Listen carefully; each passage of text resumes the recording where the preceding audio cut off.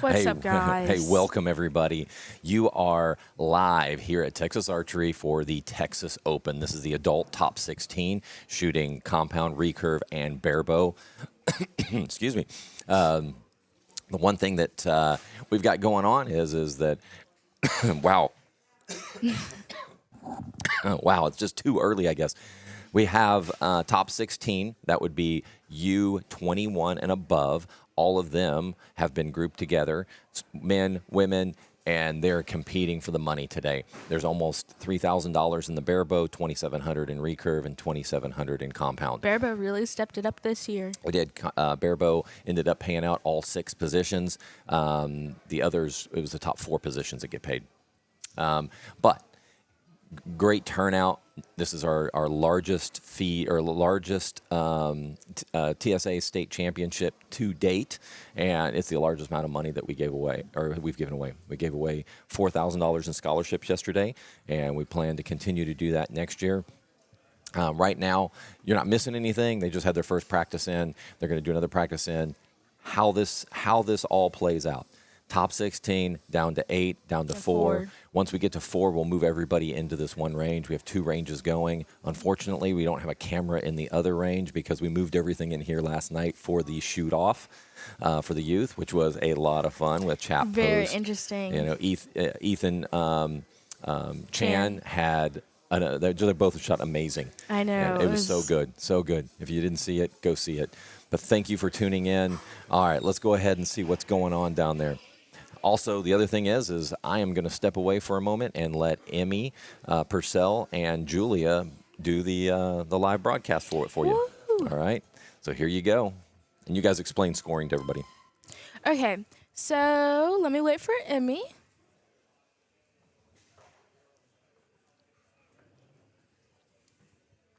Okay, we're going to explain scoring. So for compound, it's a little bit different than barebow or recurve. So compound, you shoot 5 ends of 3, and whoever has the highest grand total wins that match. And then for recurve and barebow, they are set points. So whoever wins that match, they get 2. If they tie the match, they get 1. If they lose the match, they get 0. And whoever gets to 6 first moves on. So that's why as we're showing the scoreboards in a little bit, you'll see the top line will have those numbers that are growing up from the total in score, and then the bottom boards will be for the barebow tally marks. Yes. And so I think it looks like all compound are on AB line and barebow is on CD line. Yes. And we do not have recurve. We are not showing recurve right now because they're in the 20-yard range, and we do not have a camera up because we used it for shoot-offs. But when we get down to the top 4, they will be moving into our 3D range. So let's see who's shooting in our 3D range today. So for barebow, we have first place is Rick Stonebreaker going against Sanjay. Then you have Jay Bennett has a bye, and this is all barebow, or what I'm talking about is barebow. Then you have 5th place is Jesse Rhodes. Then in 12th, you have going against Miss Amy Witt. Then you have Richard Hall versus Wallace Woodleaf. Then we have Dakota Taylor, which is going to be interesting because he is shooting barebow and compound. So he'll shoot the AB line, and then he'll pick up the barebow and shoot the CD line. So you have him going against June Lowe. Then you have Clifton Montgomery going against Claire Z. And then you have Dave Nesbitt versus Steve Good. And then finally, Sabrina Harrigan's Miss Cheyenne McBride. And so we will knock it down to 8, and then we knock it down to 4, and they will move on to bronze gold medal match. There's a lot of really good archers out there today. It's going to be an exciting. I know for compound, their scores were pretty matched up throughout the tournament. But we do have Sawyer Sullivan taking a 9-point lead over the whole thing. He broke a national record this weekend, which was amazing to watch. And he actually broke his own record because Yes, he it broke was it his last own weekend record. at nationals, and then he broke it again on Friday. Yes, I think he broke collegiate too. Yes, collegiate and U21. So It was if if you want to go back and watch it, it's something to watch. It was really exciting. So for the compound, Sawyer came in first, so he'll be shooting against Ellie Purcell. And then we have, oh, these are out of order. Okay. Rex James shooting against Logan Hamilton. Bridger Deaton shooting against Cheney Elliott. And then on 4, Wyatt Dorcas shooting against Ryan Booth. Connor Sears against Sandra Compton. Brian Paget against Aaron Ochoa. Quentin Nolke against Kat Stiegel. And Ivy Gonzalez against Dakota Taylor.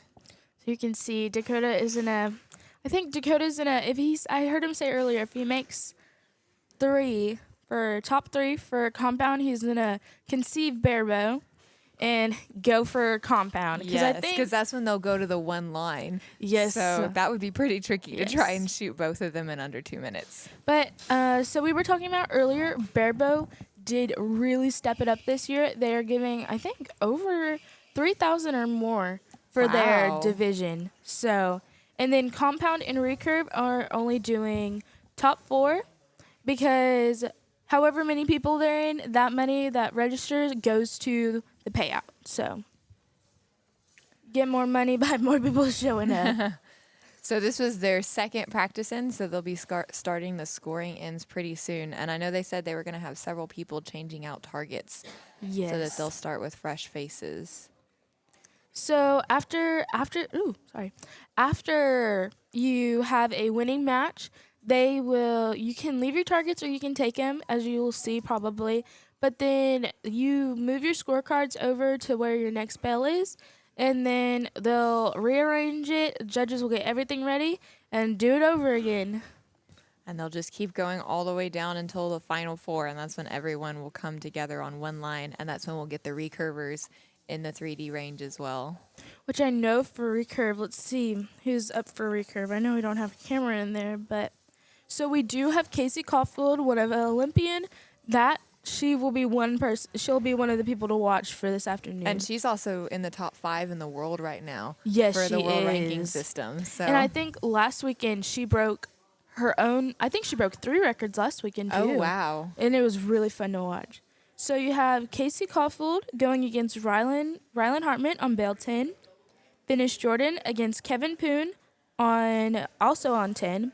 Then you have Vanu, and I'm not going to say his last name because it is very hard to pronounce. And then you have Stephanie Han on 11. Then you have Ashley Nugent, and then Ryan Fortenberry also on 11. Trenton Cowles, which Trenton is also going to be someone to watch as well, and also Vanu. And Trenton is trying out for the Olympic team Yes. this coming year. And I know Casey is trying out as well. I think so. Okay. And then you have Trenton against Michael Honacki on 12. Dylan Oblander and Stefan Savin on also 12. Davis and Ariel Fortenberry on 13. And Devin Oblander and Matthew Riqua on 13B. So there's some great competition to watch. And I think the top 3 for recurve was Casey, Matthew Riqua, and then Trenton. And they were all, I think Trenton and Casey, there's a 1 point difference between them. Oh wow! Just by 1. I think Casey had one more point and 1 more 9 than Trenton did. Wow. They were really even. So on the first score, not Trenton, sorry, Matt. And so the first round they both had, Casey had a 295 and Matt had a 294, which is amazing. Really, really good, especially for recurve. That's really, because I think they have a sight. They have a sight, but no scope, optics. which probably couldn't see that far for me. Right. And then for the last round, they both shot a 293. So their scores were, in general, really close together. So That's one of the fun things about these shoot-offs is you have so many good archers.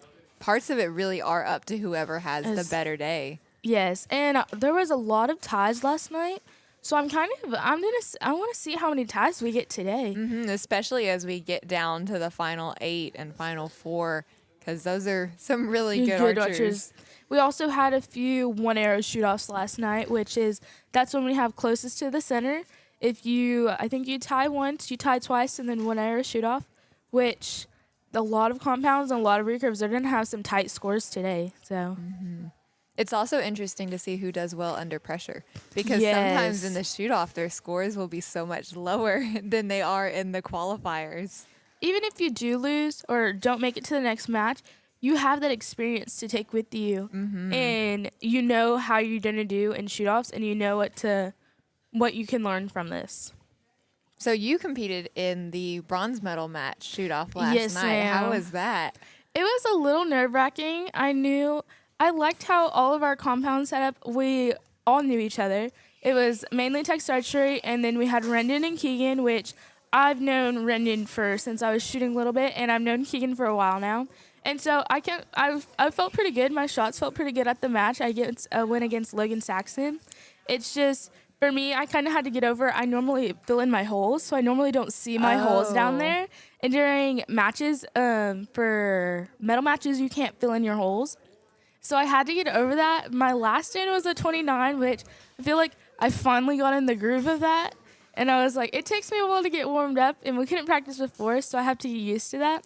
But all my shots all around felt really great, which I changed a lot of things the night before, so I was really happy with it. And by the end, we were 1 point difference, so I was happy with it. That is crazy how it can get down to just like 1 point, one arrow. It is. Because even if you do have a bad arrow, you can always come back. Because I was 4 points down, and then I moved it up to just one. Yeah, we So- saw somebody in the compound eliminations. They were down 4 points and then ended up winning. But on the second end, they were down 4 points, and then they ended up winning the match because they came back with all 30s, and it was like, and that was the recurve gold medal match last night. They For had you, that was yes, that was really good there were 3 30s for Chap. for Chap, and then Man, the I other mean- guy came back with 3 30s, and they ended up going to the one arrow shoot off. Yes, and Chap did win it. His was, I think, an X, and Ethan was a 9, and it was really close. I think everyone was on the edge of their seats last night. Yes. So on the left, you have Mr. Jay Bennett. He has a bye this week, or not this week, this tournament. And I think this is their first scoring in. So as you see, Compound will put their scores on the top. There's top boards, and on the bottom you'll see recurvers, and you'll see the match points that going on there. Which I'm pretty sure as we get along a little bit closer, we're going to start seeing some even scores here. Even now, I think we're going to see some even scores going on. Yeah, you're seeing a lot of arrows close to the middle down there, especially on those 3 spots on top. You just see like the little black dot in the middle. They put up some really, really good scores. I know I talked to Sawyer earlier when he shot his national record. I was like, dude, how'd you do it? Like, I need your tips, you know? Right. And he was just like, he knows his process. He knows what he's doing. And it's just like, to be that way, that is amazing. I think that's everyone's goal. And I'm just like, you're great, you know? I talked to him also about, oops, sorry. No, go ahead. I talked to him also about, I was like, dude, you shot great. That last in, that was amazing. He was like, I know, I wish I could have cleaned the 9 up a Right, little bit. because he I only was dropped like, one all night. I know. I was like, that's still something to be proud of, you know? Like, I haven't shot that well. I can shoot a 300 sometimes clean, but on a Vegas, but I cannot shoot a USA yet. Just not yet. Not yet. That's right. Someday. I feel like that's one of the cool things about having the qualifiers is just knowing that you're in the running with those archers. Like being in the top 16 in the state really Yes. is quite an accomplishment, especially with how tight some of these scores were after Sawyer, of course. Yes. You don't 'Cause- usually see that much of a lead going into. Normally it's like maybe like a few points, or like even when it comes down to ties, 10s or 9s. Yes. Because even last night I was in 8th coming into the round, and I came up in 4th. So you can, even if you're down low, you can always come back. Because I know I think in Vegas or somewhere around there, some 32nd was against first. He knocked out first place, and same with same with That's that second. right. They were second place got knocked out by 31st, I think. And I was like, don't ever underestimate yourself. You can always come up. And at Vegas at the Legend shoot, I think it was for recurve, you had the leading gentleman had a miss. And a lot of people at that point would have just counted themselves out. Out. And he ended up coming back and winning the match. Yes. And So I think we have a lot of A&M archers here today. I can see in here we have, I think David just walked off the screen a little bit earlier. He's shooting bare bow. I know he has we've been seeing his bow recently a lot. He has a champagne pink Stratus. We've been seeing a lot of the champagne pink this weekend. it is like, It seems to is- be very popular. It's a very favorite color. You have Ryan Booth, who walked off the screen. You'll be able to notice him. He's like 5'6". I mean, not 5'6", 6'6". There we go. You also have Connor Sears. You also have Sawyer Sullivan. And I think Logan already walked off the screen as well. And then we Yes, also Logan have, Hamilton is back getting his bow. you'll also have Quentin Nolke. A lot of the A&M shooters will be people to watch because they are ones to beat. You have a lot of Texas archery archers down there, too. I know we have Miss Sandra, Brian Pageant, also Ryan Booth, Ivy Gonzalez, Dakota Taylor, Kat Stiegel, and then we also have Miss Sabrina shooting bare bow. Let's see who else. My eyesight isn't that great, guys, so I'm like, we also have Claire. We also have Cheney shooting for compound. She's also shooting A&M. And then for recurve, I think we have, where is my recurve? Oh, we have Casey. We have Trenton Cowles. We have Vanu. I think we also have Davis. And those, I think, are all the people from A&M. So we have a very big A&M turnout this weekend. Because I know some of them are going to Louisville, Kentucky for nationals. And Oh. so the shoot-offs are where you need to be. So this is great practice Yes. heading into those tournaments. Even if you're shooting, not even now, but this is still a great practice just for shoot-offs. We also have Wyatt Dorcas in the Saddle River. I know Logan Hamilton shoots for, Cinnamon Creek. We have Bridger Deaton. He shoots leading edge archery. Lots of shops represented down there. Yes. And we have a lot of people just from around Texas. We had a lot of just around the state. A lot of people from up north, from way down south come up. And it's really interesting to see, especially at these camera angles. Like, these are really all great archers, and that some of them have drastically different form Yes. than the next one.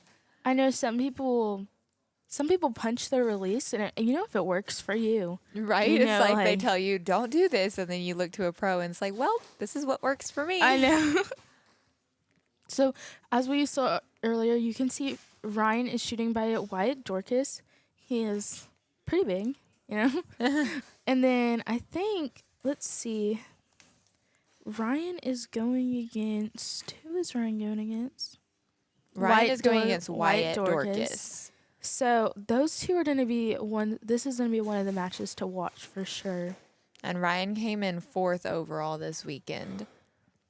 I think Wyatt, he's really good with pressure. So that's going to be, he always comes back and shoot off. So that is going to be something to watch.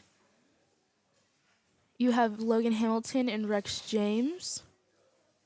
See, this is always what I like about being left-handed. I always get to face someone in shoot-offs. Oh, and really? for me, I think it's fun for me. Like, I don't think it's like pressure. I like when I have the wall, I think it's kind of boring for me. But when I get to see someone, it's like I love it. So it's, Oh, that's great. You get to intimidate them by like yeah. Well, I don't think I'm very intimidating, but I have like when I sometimes just sit there, I kind of look mean sometimes. Oh, okay. But I'm not normally. You have all the way on the left over here, you have Miss Sabrina and I think she's going to go against Cheyenne Briggs. You also have Dave Nesbitt against Steve Good. So Steve Good is in the black shirt with the arrow, and then Nesbitt is at full draw right beside him. Then you have Miss Claire beside Mr. Nesbitt and Clifton Montgomery. Then you also just saw Dakota step off the line, who he just shot the line before was compound, which this is gonna be. I don't know how is he not. I feel like he's gonna get a little bit tired. I would think so. Like you're- shooting you- both lines nonstop, and then when he goes down, he's got to score and pull both targets. And you also have that added pressure. Yes. So I'm gonna love to see how he does with this. It'd be interesting to see if that impacts, because he said It impacts his score. Yeah, and if it impacts his compound ends later on. Oh, I haven't thought of that.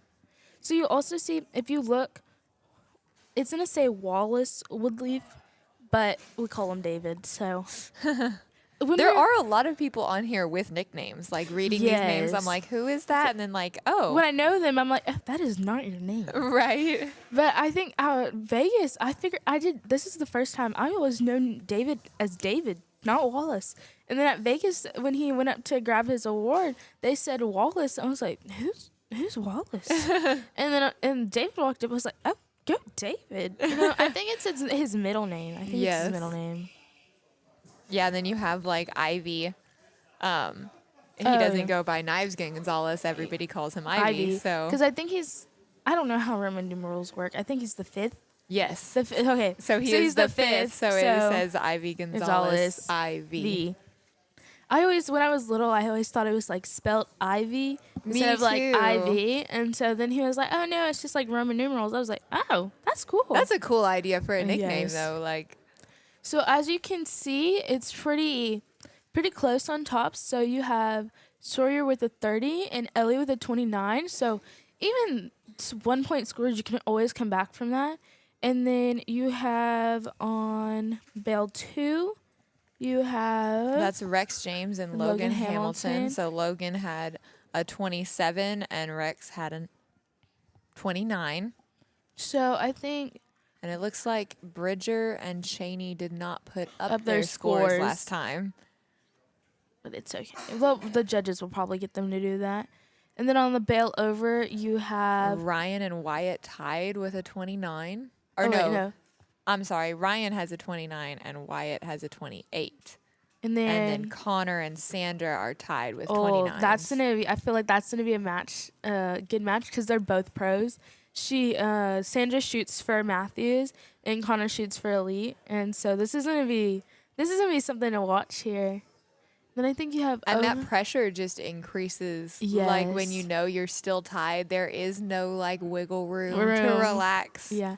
But I know they've shot shoot offs before, so I don't know how they're gonna feel about this. So we're hoping to get some interviews, so hopefully we can try to interview one of them later. Then on the bell next to them, it looks like they have Aaron Ochoa on B. I Yes, think. on 6B, and then Brian Paget on 6A. Okay. Brian is wearing his shoes again. Thank you, Brian.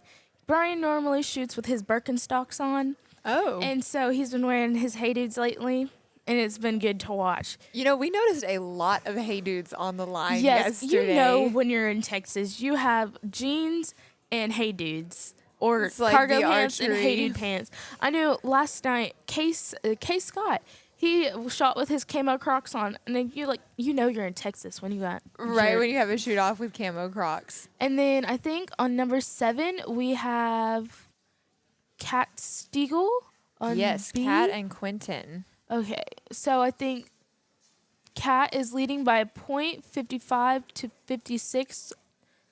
Kat, and then the bell over. Oh, we have That's Ivy and Dakota. we have coach and we have student here, and they're both tied.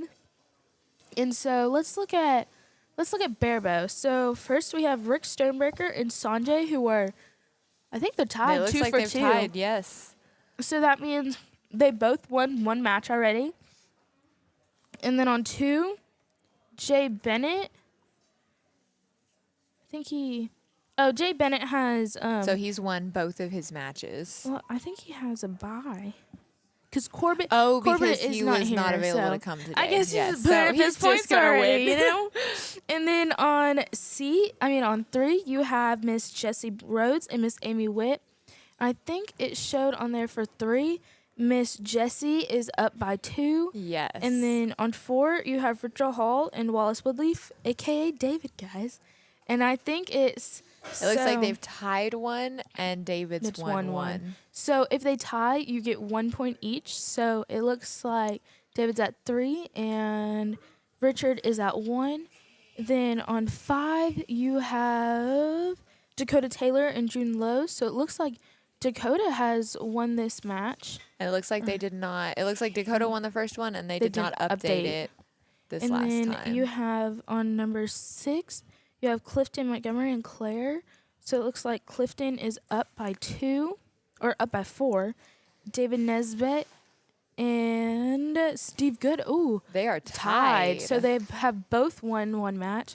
And then Sabrina Harrigan and Cheyenne McBride. Looks like Cheyenne is up by 4. Which also always, ooh, my name's a G. For Barebow, you can tie easily and bring it back. We saw it last night with Ethan and Chap. Chap was down, I think by 2. He tied it and then tied it again and he brought it back up. And I was like, Wow. that was something to watch. So when we get to shoot-offs, we'll kind of explain. So once you tie, you shoot again, even if you tie.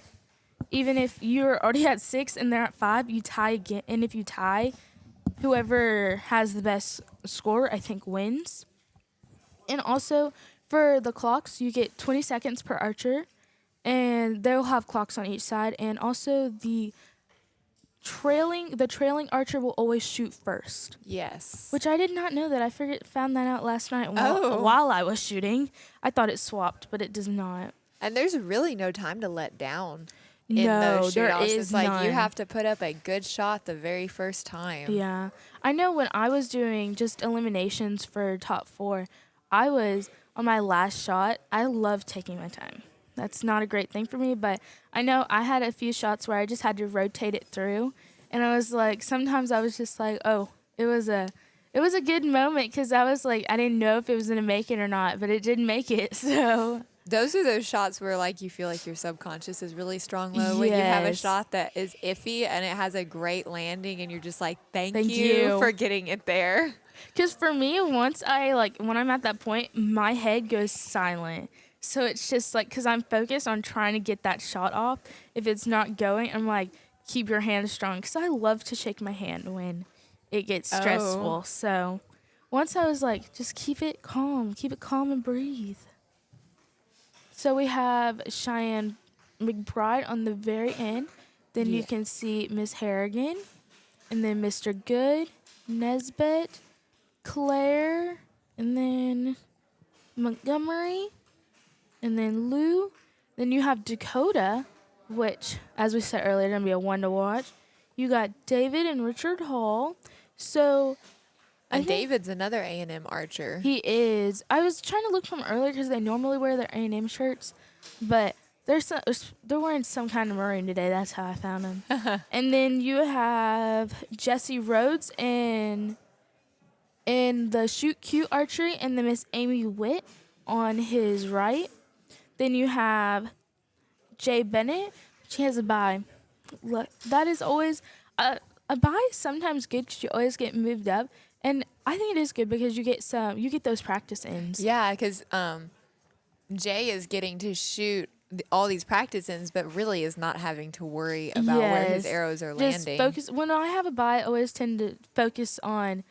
I'm not going to focus on how they get down or what the score is down there. Just focus on my form because once you have your process down, they're going to get down there right. They are. And then if you're not familiar, the bye is when Jay's competitor did not show up today, so he automatically gets that win of the Yes. first match. I know. So Chat Post is Corbett's son.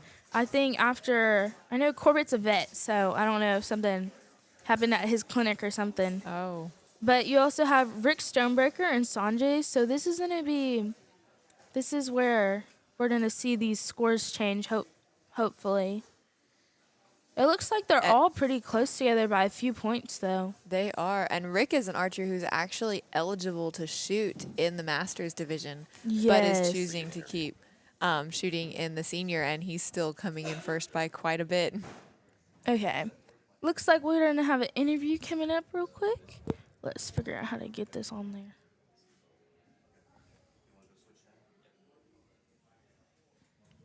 Yes. Is Scott, is there a mic on?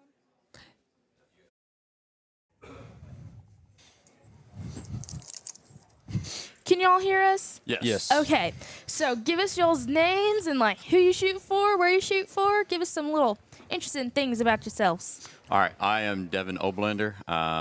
We shoot out of Golden Archery Academy, so we shoot all the way out of Dallas, Texas. We shoot at a range called All Star in Garland. In Garland, yep. And my name is Dylan Oblender. Oh, so are your brothers? Yes. We're Okay. brothers.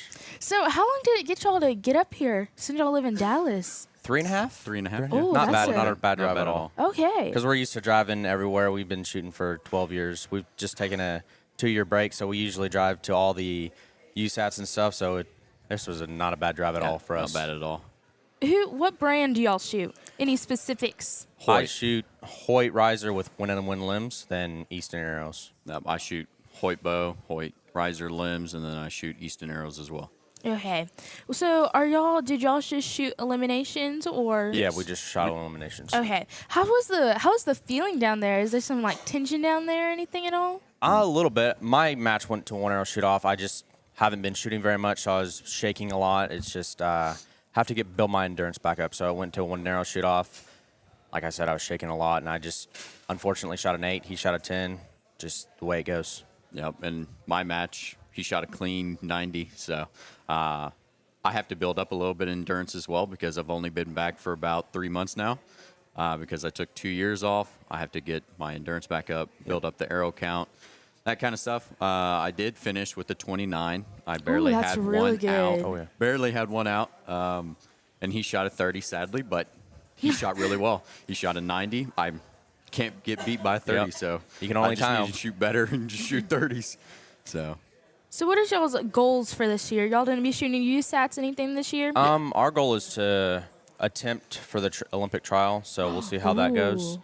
So we just we got 5 months to Arizona Cup, so we're going to be really training really hard to get that done. yeah. So how did taking those 2 years off impact your goals for this year? It's a struggle. It is a struggle. It's hard. So bad. I do not recommend it. No. If you're coming from an Olympic recurve, if you're coming from an Olympic very recurve, tough. do not do it.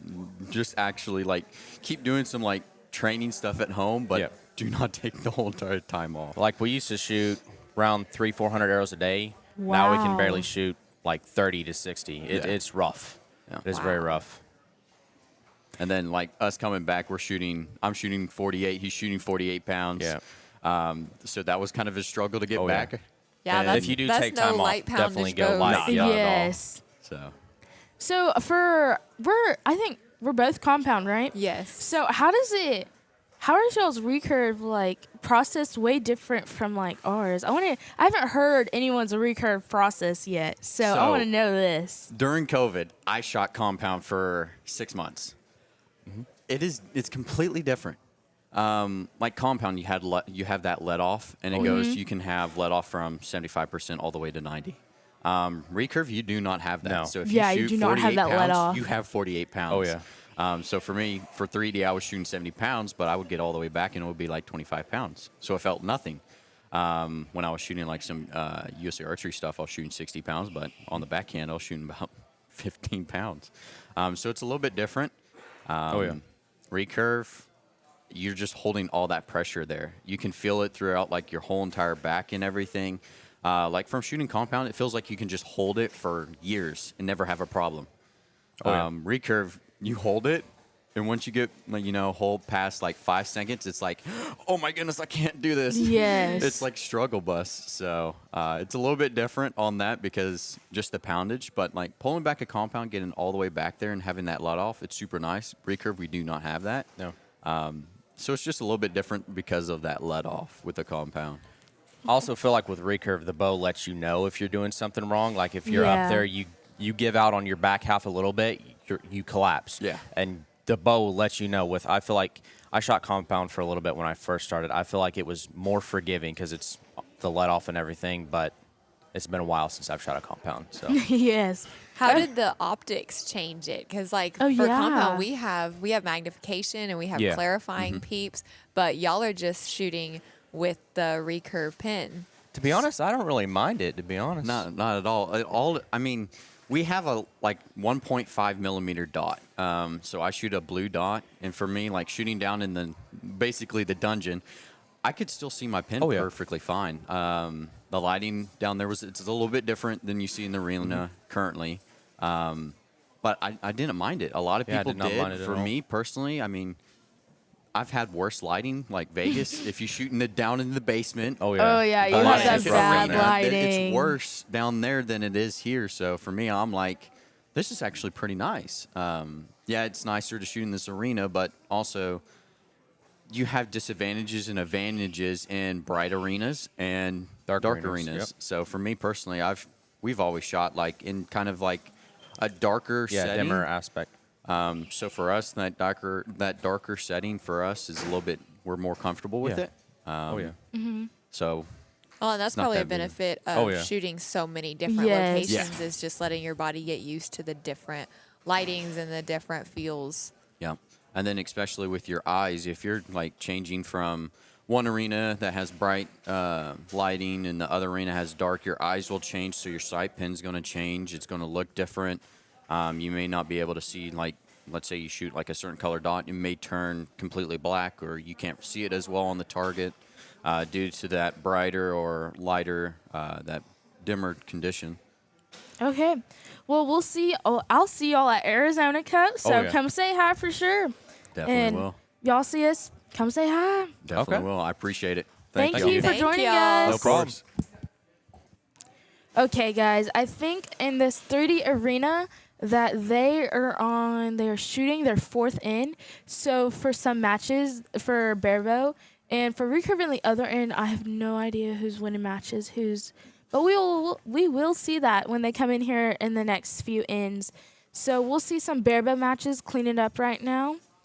And this will be their second to last, so they should just have one more yes, after this one finishes. And there are some close scores down there on very the boards. close. It looks like Sawyer is still clean with a 90. That is especially something to be proud of during During for a shoot off. That is It's pressure.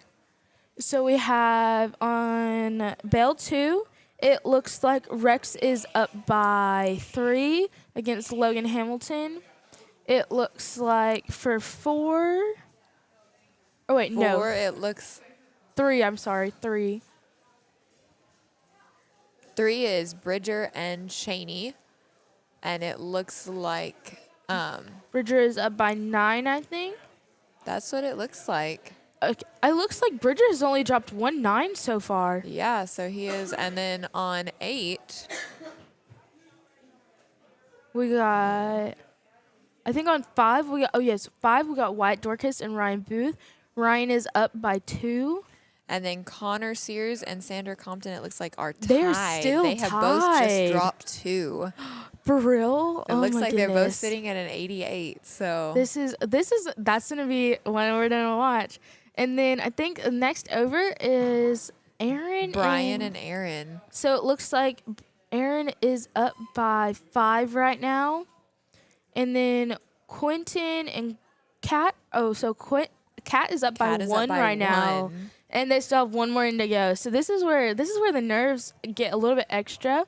And this is where we'll see this really strong mental archers. The archers who are able to Yes. keep it going, especially if they're coming from behind or especially if they're shooting against a really, really good archers. Like you Yes. have Ivy who is shooting against Dakota, who's his coach. Yes. And then you have Ellie shooting against Sawyer, who is shooooting clean. Yes. And like just knowing that you're going up against an archer who just broke a national record has that like has some pressure on it. But I always, even if I know that I'm not gonna probably I'm going to be a little bit behind. I always like to focus on like just myself and put that process into play and make sure as long as you feel great, that's what my goal Right, put is up at the every best shots tournament. that you are capable of putting up and enjoy the experience Yes. of shooting against these really good archers. And I know Sawyer last weekend, he qualified, or he got first in collegiate nationals and Yes. second in overall nationals. I think Chris Schaff beat him. Yes.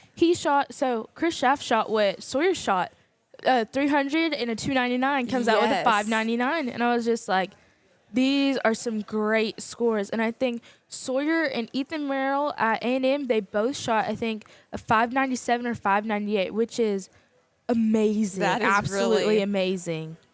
So I think these barebow scores, so it looks like Rick Stonebreaker beat Sanjay with, I think, Rick won that last match. Jay Bennett, he won that match. You got to buy. Miss Amy and Mr. Rhodes. I think it looks like Mr. Rhodes won that one. I cannot see yet. And I think... Oh, wait. Yes, it looks like Mr. Rhodes won that one. For David's group, for David and Richard Hall, Ryan is in the way. I think David won that one because it looked like they tied. So they might have to shoot off again. I do not know yet. I do not know how that works. But we do have a tie on Bale 5. Yep, it looks like they have both each won 2 matches. Yes, that is. They have both each. That's kind of redundant. So that's but Dakota. What? I don't know what just happened here. But Dakota Taylor. verbal processing Verbal issues. process. Dakota Taylor and June Lowe, they are tied right now. And you also have a tie on 6, which is Cliff Montgomery and Claire Z. And ties in barebow are not as common. Yes. That is. And then on 7, they're going for another round, David Nesbitt and Steve Good. Let's see. And it looks like Cheyenne is leading against Sabrina on the very far. So I think he won that right. one. For 7, Dave Nesbitt I think they tied that last one. So Dave has 3 points and Steve Good has 5, so they will be going for another round. So all compounds will be shooting another in, and then it looks like for sure 5, 6, and 7 will be shooting off. And I think Bale 4 is completed. Yeah, so Bale 4 and Bale 8 barebow are completed, it looks like. And I think... So the winners of those are... So Rick Stonebreaker won, Bale 1. On 3, it looks like let's see. Mr. Rhodes won that. For 4, it looks like David won that from A&M. 5, 6, and 7 are going again. And then on number 8, it looks like Mr. McBride won that one. And we still have on 7. No, on 5, it looks like Connor has taken a lead by 1 point. So Connor has a 117. Miss Compton has a 116, which is always, you can come back from that easily. And this is really the highest pressure end because Yes. it's the final end. And so whatever your score is after that, the bottom 8 will be eliminated. Which is always, even if you're eliminated, you still have that pride and like, you got top 16 out of, so this is U21 and I think U21 and above, all okay, men and U21. women. That's a pride in. So wait, let's actually, So there are 4 girls who qualified in compound out of the 16. That's amazing because there was a big group in the U21 group. Yes. And in the seniors group as well. The seniors group, especially senior men, was huge. And those scores were just like... They were up right beside each other. So if you were like the top, even for girls for the top 4, you made it here. That is amazing. Yes. So do not count yourself out of that. And all of those girls had over a 570. That is amazing. So it looks like, I think, most of the rounds have ended up. We're going to see the scores coming up in a little bit. This is the last barebow seeing lots of good targets down there after that compound end.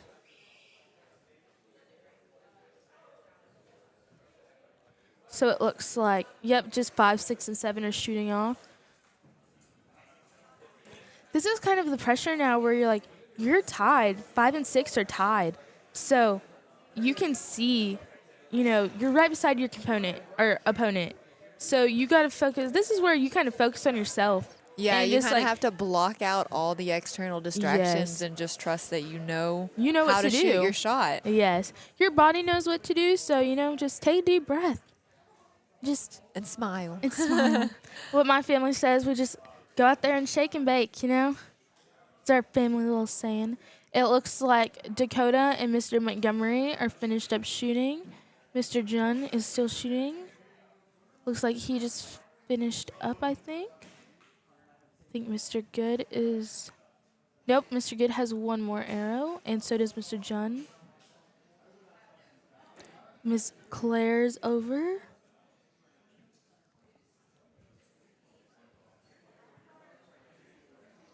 You can kind of see the difference in every bow for the process. Like for bear bow, I think they put it up by their eye. Yeah, there are a lot of arrows up by their eye. I wonder if that's because they're shooting heavier bows. Like the youth last night, we saw a lot of arrows down in the corner in of the the mouth. And I'm kind of scared if I pull back all the way. If I did that, I'd poke myself in the eye. we have so many kids that we coach who will get terrified of pulling back the bear bow because I'm just like, the if I arrow's pull going it to come back too flying quick, I back feel at like it's them. just like, but But you then the power, if you slip, the power is going to send the send it arrow forward. away from you. But So it looks like most of the matches we'll see are finished or see if the compounds are tied because that was their last one. So we'll see. and it those looks like we scores. actually did not have any compound ties going into this, which is No. kind of unusual to have that many bare bow Yes. ties and not as many The compound compounders. ties. I know last night for youth recurve, they for the girls the first one they had one arrow shoot off. She shot a 10 or 9. I think it was a 9, and the other girl shot a 9-8 liner. Wow. And I was just like, y'all both did, and they were both on my bail, and I was just like, wow. So we got Sawyer and Ellie. It looks like Sawyer shot clean on Yep, that one. looks like another 30. So he shot clean all 5 ends. And then you have Rex James and Hamilton. We'll wait. Maybe they'll put up their scores, but we'll also see who walks back and has their scorecard with them. Yes. And then we also have, it looks like Bridger Deaton won that end. So he will be moving on to top 8. It looks like, Wyatt and Ryan. I don't know who won that yet. So Ryan went into this one with a 2-point lead.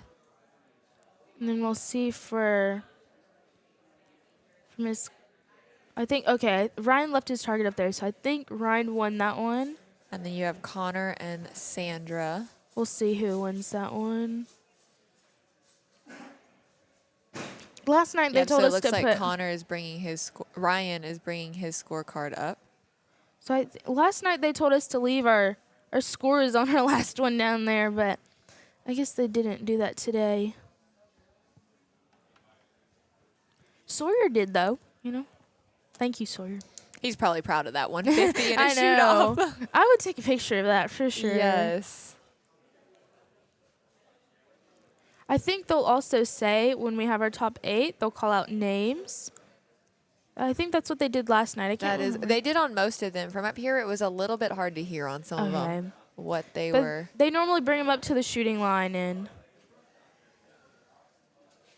so it looks like I think Rex James won that one because Logan does have his scorecard with him. I think Ivy lost that one because he's bringing his scorecard. So that means Dakota moves on for compound. We'll wait for The bare bow results. Bear bow. So yes, it looks like Cheney does not move on. Bridger does move on. We'll wait and see for Miss Sandra and Connor.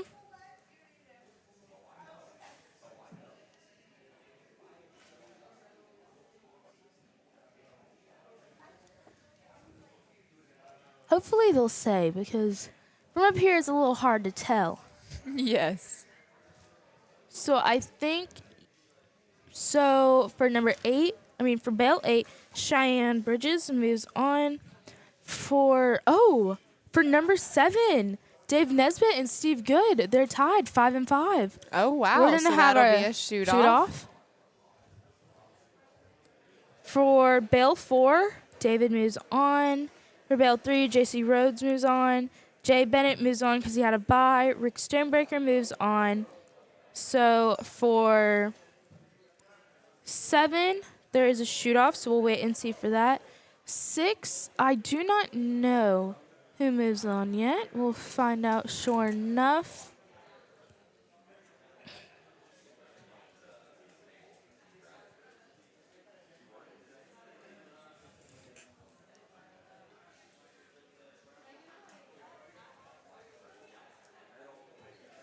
So they are getting reorganized down there. So I think now we're going down to one line. The rest of this will be one Yes. line. And then recurve will be coming in Pretty soon. soon. To be That honest, should be I on think, after the next set. yes, I think I heard my mom talking, and she was in the other room. So I think recurve might already be done because they did just have recurve in there. It Well, was we just interviewed two. Oh, we also gentlemen did who have got recurve. eliminated. So I think we are pretty soon. So we are about to have this shoot off.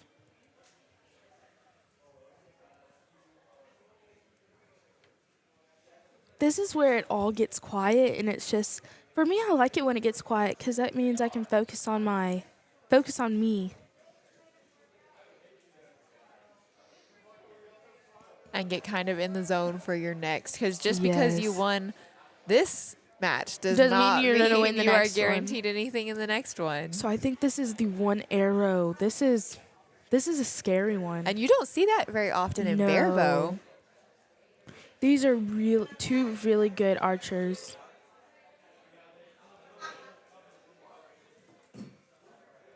You can kind of see as it gets quieter.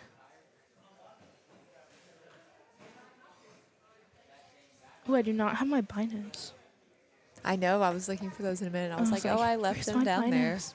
This is when we should have our binos. It looks like Nesbitt with a 10. So it looks like Mr. Nesbitt moves on to the next match. And we'll see who wins for number 6. We'll figure out who has won that one. I think they left their score up there for 6. So that looks like Clifton moved on for 6. And for 7, for 5, I think I'll see if Dakota puts up a single spot or a 3 spot. I think Dakota moved on for a single spot because he does have a single spot in his hand. Yes. So it looks for barebow, Rick Stonebreaker moves on, Jay Bennett moves on, Jesse Rhodes moves on, David Woodley moves on, Dakota Taylor moves on, Clifton Montgomery moves on, Dave Nesbitt moves on, and Cheyenne McBride moves on. Wow. And it looks like we have an interview in the box. Hey. Hi. Can y'all hear us? Yes. Okay. Okay, so here on we have Cheney and Ellie. Cheney and Ellie. So how was the feelings down there? What was your emotions down there? Rough. Rough. Yes. Go ahead. I could definitely have shot better, but I'm happy with how I did in the tournament wise. Tournament wise? Yeah. Ellie, we saw you were shooting against Sawyer. I saw he shot clean. How was those feelings down there? I was like surprisingly not nervous. I had one end that I was nervous, but other than that, I feel like it was like pretty chill. He was really nice, so we were just like chatting, and then like so. Sawyer's really fun to shoot against. I He shoot with him is. on the A&M team. It's Yeah, extremely fun to that's shoot with nice. him. Extremely fun to watch him work and watch him shoot, just 'cause of how Yes. consistent and how strong he shoots. Right. So how was the pressure of the shoot off different than Your state yesterday?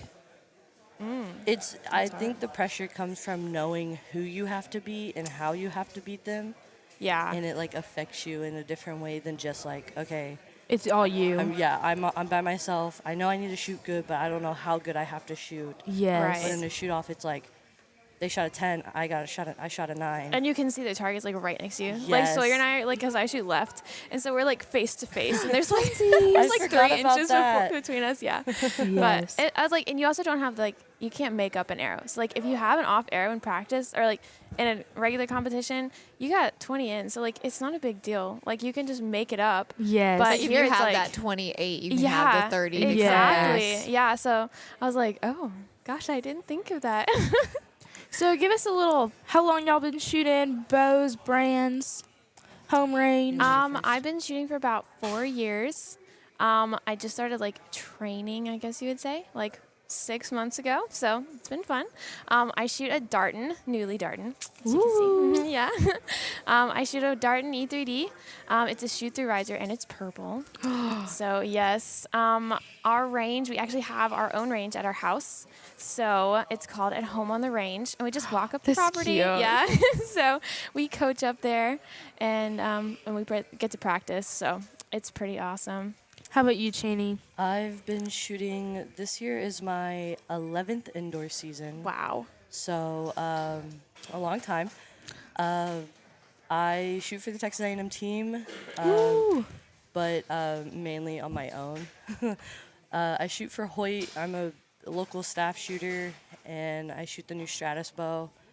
And Very just- beautiful Stratus bow. It is very pretty. It's dark They, gray. I love their colors now. They're so pretty. But yeah, no, been shooting for 11 years, probably 8 very competitive, but 11 in total. Yes. So what are y'all's goals for this outdoor? Ellie, are you going to shoot outdoor this year? I'm not sure. I'm gonna dabble. I've never shot anything other than indoor, so I'm hoping to That's a get lot of some fun. outdoor arrows and try that out. So So what are y'all's what are y'all's goals for even for outdoor or just for the 2023 season so far? Probably shoot well, since I'm shooting on a collegiate team, to shoot well for the collegiate in outdoor nationals, and then also win state 3D again. Ooh. Yeah. Congratulations on that, by the way. Thank you. So do y'all have anything interesting facts about yourselves? What brought you into archery? Oh, yeah, that's a great question. Good question. Oh, I got to think about that one. I know for me, it was like a little okay. local college thing, and I just like Oh, I really? knocked Really? everything out that I was like, I would hurt myself. No. And then I don't know how I didn't hurt myself during this, but this brought me here, so I did not know that you got in on local archery. I thought it was. I didn't either. Yeah. yeah, it was that- like this little junior college thing, and it was like a kids' college, and then they had that, and I was like, okay, Mom, let me try this, and she was like, no way, and then I got her to let me do it, and I was just like, from there on, I was just like, fell in love. Wow. That is amazing. So We how about started archery because, well, originally we started for like 2 months when I was in like 5th grade, but that didn't really stick very long. But then we started again. We had lost our house in Hurricane Harvey, and so we had moved into town, and like we never got to do anything in town, And Yeah. so our 4-H was starting up a homeschool co-op, and they had archery, so we're like, oh, we're totally And we gonna do had that. the bows. Yeah, we already Yeah. had some old compound hunting bows. why not use them? Exactly. So yeah, we started there, and then that we just house really from liked. the hurricane Yeah, ended is up now being our what is range. now our range after it was gutted. Yeah. That's crazy. cool. Yeah. Now we even have walls, guys. we have walls. Amazing. I think mine was, I was very competitive soccer about 12 years ago, and then I got Oh. hurt. Oh. And so Roger, if you don't know, Roger Kuhl is my personal coach. He's also my kind of grandfather. I consider him a grandfather. Oh yeah, for me, I have some archery grandparents here for sure. And he like raised my mom, and he's like very personal with me. But Yes. he's my archery coach, and he was like, "Well, you're hurt. Why don't you pick up archery?" Because him and my dad, Michael, we did it a lot together, like before I was even thought of. They converted you from soccer to archery. Yes, they did. Like I quit all other sports in going into high school to shoot this bow. Wow. And now Yes. it got me into A&M. And I think the passion definitely came from watching Roger and my dad shoot, which Yes. when I was younger was like mind blowing because they were so good and like hitting the X every time. And I was like, what? And then once I started beating them, my passion changed from, okay, I want to beat them to, okay, let's shoot perfect. Yes. So And that's a great feeling once you like become like The one of the master- people or that master. you already look up Master, to. there we But go. I will say, Roger definitely beats me from time to time. Yes. It He sets was me like, back. he's like, you're not doing it all the time. Yeah, it's kind of like a little like reset in my brain. Like, oh, okay, Right. Yes. I'm good, but like sometimes I can slack a little bit. Just Yeah. practice more, practice more. So do y'all have a favorite like accomplishment from this season so far? Probably shooting my PB at Aggie Invite. Oh. Yes, Yeah. that's always Aggie like was a it's good- stressful. good. Aggie Invite is such a stressful shoot. Stressful for me this season because I had to work it. Oh, Yeah. yeah. It was even worse. But yeah, that was probably from the entire indoor season, probably my Yeah. biggest accomplishment. Or shooting my best Vegas score. Yeah. Oh, For I have two me, it PBs. was like for me, Aggie is way more stressful than Yeah. Vegas for me. Oh, Like, yeah. I don't know why, but it was Really? like I'm in Texas, I'm at home, I shouldn't be nervous, but it's just like for me, I feel like I have to shoot good at Aggie because like I gotta represent, you know. Right. But at Vegas, I'm just like, you know, YOLO. I guess I get that. I think like this season it's definitely flip flop for me. Like I gotta represent at Vegas. Yeah, that's a I good don't have to point. represent like I'm already representing wearing the A&M jersey. Oh yeah. But I think like I totally get that mindset because that's how I was all throughout high school. Oh, yeah. Like Yeah. okay, It's like at your home range, you have people you know, Yes, like Yes. watching. it like Yeah. hurts whenever you like you know you can shoot good at their home range, but then Right. like you just have a bad day or something. Yeah. Like today, I shot a horrible half game, and I was like, I feel bad not because like I shot bad, but like I should be shooting better. Like this is Yeah. my range. This is like I've shot here plenty of times. I know how this works, but it's just one of those days. Yeah, sometimes it just Yeah. works. I know I had that one of those days on yesterday for my second half. That was a little tougher. Hey, you got through it though. I Yep. watched that. Yes. You got through that very quickly. Ellie, how about for you? What was your favorite My accomplishment? favorite accomplishment. I probably have two. I got my bronze Olympian at Aggie Invitational, so I've worked on that for a long time. I almost got my silver yesterday. I was like on track, and then I shot a 28, and I was like, man. But I still had my personal tournament best, so I finally That's broke amazing. 570. So I was like, ah. That is a great accomplishment. And on your brand new bow. 'cause you've Yes, been we've had them shooting for about- almost a month. Ooh, that is Oh, really? really I think good. it's like right at a month, like I today. did not know you got a new bow a month Yep. ago. That is It was, amazing it to was shoot 2 like days that. before Vegas. yeah. I do remember you saying something about that. You Oh my you did a goodness. Ryan. Ryan loves to change things before big tournaments. You know? Yeah. Yeah. Yep, yeah, because we got sponsored by Darton like 3 weeks before Vegas, but it was in the middle of the ATA show. Yeah, so so they they did the didn't bows have the in. bows Yeah. made. Oh my gosh. So we got them in like 2 days before Vegas. Oh Yeah. my My goodness. That I would have been terrified. I don't know if I could mentally handle that. No. Right, but the bows were so forgiving. On our last bows, Yeah. like they were pretty good, but like I didn't realize how good Darton was until we switched. And I was like, wow, I guess this is what a target bow really should feel like. Yeah, I can't really, since I'm a staff shooter, I can't really like right. change anything. I Yeah. would love to like play around with different bows. I've only ever shot Hoyt Oh, okay. until I think I've shot. I think I've shot all main ones except for I haven't shot Bowtech or PSC or Darden. Darden is new to me. I just heard that about this year, kind of. yeah, But I they're just like shot- revamping. Yeah, I was about I to started. say Darton's like coming up this year. Yeah, I started out with Matthews, and I went to Elite, and now I'm at Hoyt. This is my, I think my second Hoyt bow, second Okay. Hoyt boy. Nice. Yeah, I've had Hoyt for 6 years. Wow. Wow, I got on staff 3 years ago. you're like an OG. Yeah. You're OG I am. staff shooter. Yep, kind of. Okay, girls, we'll see y'all for hopefully see y'all at outdoor season. Yes. Yeah. So good luck. Thanks. Thank Thank y'all. y'all too. Okay, guys, we'll explain to you who's up, who's going against who. So it looks like they just finished their second scoring end of the next set. So for compound, we have Sawyer Sullivan, who is still clean with the 60.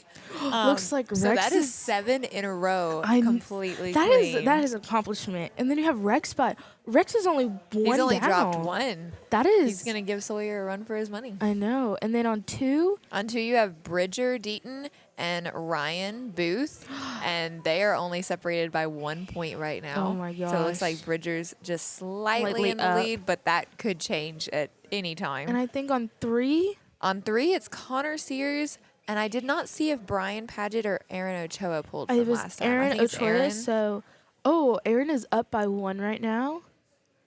Connor has a 57. Aaron has a 58. Then, this is going to be interesting. And We then you have Kat and Dakota Dakota. shooting against each I other. know. This is fun. Fiance versus fiance. And it looks like, Kat is up by 1 right now. Oh. She has 58. Dakota has a 57. And then Dakota's also shooting both the Barebow. barebow and the He compound. still so that- is. I Ooh. don't know if he's. I think he put is. up a one spot, spot. but they are all shooting one line. Line. So I don't know how He's going to do this. that is working. But he also had the shooting both ends coming into this match. Yes. So that'll be interesting to see whether he or Kat. moves on. So I do not know. Rick Stoneberger has FO on his. So I have no idea what that means, but we'll figure that out. So it looks like on 6 we have Rhodes and Wallace. Looks like Mr. Rhodes is up by. So it looks like Mr. Rhodes won the first one or the second one, and then they tied on one of them. So he has 3. David has 1. Dakota is shooting.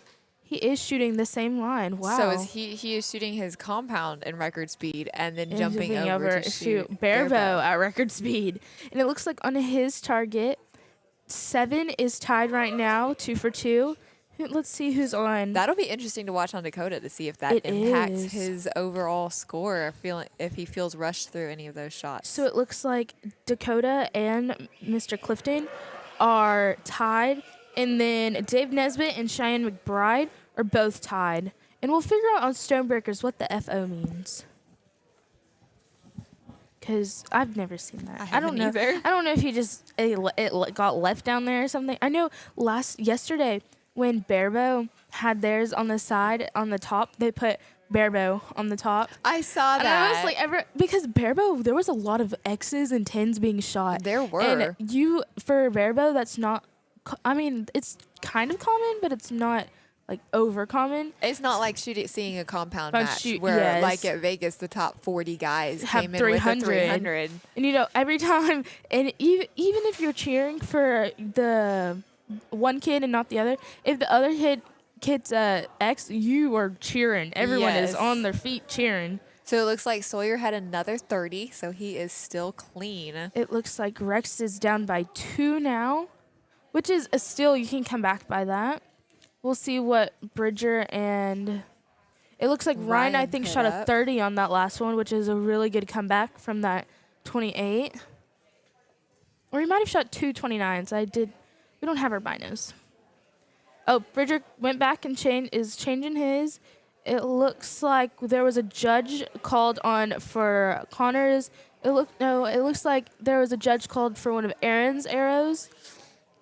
And Bridger ended up dropping one on that end too, so he and Ryan are now tied at Ooh. 88. See, all you just need, you come back with a good score, That's this is one of the things, do not count yourself out for this. It looks like, Dakota and Kat are tied, 86 and 86 right now. Yes, and we have Keith over here. Dakota is shooting, fast, really, really fast. So Although sometimes that can be a benefit. There is no time to Yes. overthink or to over-aim. It's just get that arrow in yeah. and out. And then we'll see what on number 5 they change it. Oh, on 6. 6, let's see. It's Jesse Rhodes and Richard Wallace. It looks like Mr. David won that one. So now they're 3 and 3. They're tied right now. On 7, it looks like Clifton won that round. So it's 2 to 4 Clifton. And then on 8, it looks like McBride won that one, so it's 2-4 McBride. Okay, and then we'll see. And it looks like a judge just went down and told Sawyer he had to switch out his target to get rid of those black holes in the 10. Because if you can't see if the line is blown out, they want to see. They don't want to have a mistake on calling your arrow. And they can also argue that it's an advantage to aiming when you have Yes. those big black holes in the X ring. I know I had a few of those. Mr. Sean came over and he gave me a look, and I was like, I know. I got to Yep. change it. Which is kind of sad because, like, you get to aim at that big Yes. black hole, and that can be really helpful Well, for sometimes, me- especially as you're getting tired. For me, for some reason, I can't hold in the middle very well, so I kind of aim at the bottom of the Oh. 10. So it's like I don't drop all the way down. I just keep it where I just hold it consistently, and I just Wow. Yeah, I have a hard time aiming, like, with something putting over what I'm actually trying to look at. Yes. So I shoot with a ring and just put the ring all the way around the edge of the yellow. I'm kind of the same way, but I just shoot with a fiber. Oh, okay. So it's like I shot with the outdoor, and then after outdoor, I could not go back to a dot or anything. I was like, I'm sticking Huh. with the fiber. So it looks like we got McBride on the in, or no, never mind. We got Sawyer on all the way to the right, and then Rex, and then Bridget Deaton versus Ryan, and then and they're the Connor- ones that are tied right now. Yes. And then you have Connor Sears and Aaron Ochoa. Oh, looks like Aaron is up by 2 right now against Connor Sears, which Oh. I- And that 2-point cushion can kind Kind of of give give you you- a little bit of that confidence especially boost. against Connor Sears. Yes. He's one of the top archers. And then you have to be careful with that confidence boost that it Yes. doesn't like make you overconfident to the point Yes. that you drop some That's what my mom points. always says. If I go up to her and I'm like, Mom, look, I've shot. She goes, don't get cocky. That's I'm just right. like, Believe you're shooting well, but but not don't take that for overconfidence. granted. You have Kat coming in full draw right now, and then you have Dakota, who just ran He's over and got starting his out bear with bow. 30 seconds left. Which I think for barebow, it's kind of they shoot pretty fast, or faster than a compound would. Yes. And it looks like Kat took her time on that last one, and that looks like it paid off with a gorgeous X down there, if I'm seeing It it does. right. I know we both have glasses and we're super far away. Yep. Both blind up in the I'm in the booth. booth. Okay, it looks like everyone is off the line and we're going to scoring. So this will be they're about to score their 4th in. So they'll And have then- one more after this. Yes. And if we have ties, we go into again. And then we'll take a little, I think we'll shoot another one to see who goes into what match. And yes, then so after this, we'll have the final 4, and then we'll take a little break, and then Scott and Wendy will come back for the bronze and gold medal yes, matches. this is where everything gets in the zone. Lights get turned off. The stadiums get filled up. bringing the stages and the spotlight. Yes. And it's the back of the back half of the room is all dark. And then it's spotlights on archers and targets. And it's a good thing because for Vegas, it feels the same for Vegas kind of. You have the same conditions a little bit. So even for Louisville, it's a good practice run. I feel like the pressure going into the bronze medal match is almost the same or a little bit more than the gold medal match because the gold medal Yes. match, you were guaranteed a medal. Yes. But the bronze medal match, it's like somebody's walking away from that. Like Yeah. here, you're still getting money. But yeah. I mean, the medal kind of like I like medals, but I also like money, so I was like, yes, it's okay. you can live with walking away Yeah, with a check some instead of a money. medal. So it looks like Sawyer still shot clean, and Rex is at a 1 down by 4, and it for number 2 for Bell 2. Looks like Bridger and Ryan. It looks like Ryan is is up. now up by 1. So 2 ends ago, Bridger was up by 1, and then they were tied, and now Ryan is up by 1. So And so I think on 3 they both shot 30s again. I think because they're And both at 2 points separated. yep. And then it looks like Kat and Dakota did not update. Oh wait, theirs. there is. Cat's just Oh, is there on it the is. It's bottom. on the bottom. Okay. So So it Dakota looks like Dakota's is up up by by 1. 1. It looks like on bale 6, It looks like, let me see. It looks like they tied. Or no, they did not tie. Mr. Wallace won that one. So it is now 3-5, David. And on 7, it looks like Mr. Montgomery won that one. So he is up by 2 right now against Dave Nesbitt. No, against Dakota. Sorry. Against Dakota.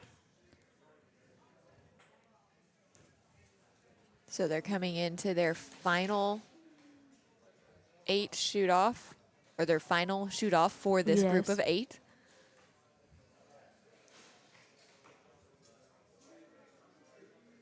So many center shots hitting down there. Yes. Especially for those compound shooters. Yes, and lots of nice groups on the barebow faces. From back here, you can just see like the little black speckles where the arrows are landing. Yes. It's also interesting to watch the archers' reactions to their own shots. Yes. Because sometimes they'll have a shot that lands really well, but they didn't think it was It was good, so good. they'll look disappointed with a 10. Or they'll have, on the other hand, they'll have a really good shot that went off well, but that just was not sighted perfectly. So they may be pleased with a shot that landed in the 9. Yes. So it looks like on number 8, I don't know where Mr. Nesbitt and Cheyenne. I don't know if someone won the match and they already did because 8 does not have any more targets on them. Oh. So I don't know if they finished a match already. They may have finished that. If one of them won the 3 in a row, Yes. they may have already They finished. We'll figure that out in a moment. So we're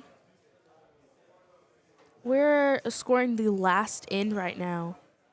So this is going to be deciding if there's tiebreakers, who wins, and who gets knocked out. So it looks like we're about to go score right now.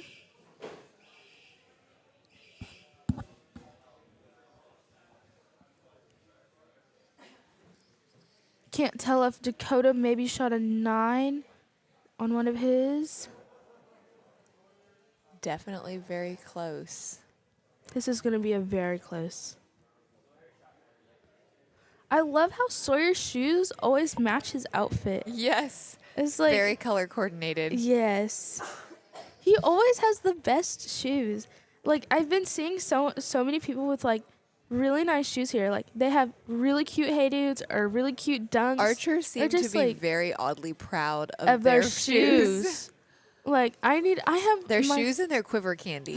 It's like I have my pouch full of little like butterscotch candies. oh, I sometimes steal from Joey's candy because I need a restock and I take them sometimes. I'm like, Joey, don't look. Take some. that's funny. I only restock about like once a month because I put like 5 or 6 in them. And then I just keep them in there. When I get really nervous, I pop one in. I'm just like, those butterscotch calm me down. Nice. So this is where we see. So it looks like Sawyer had another clean.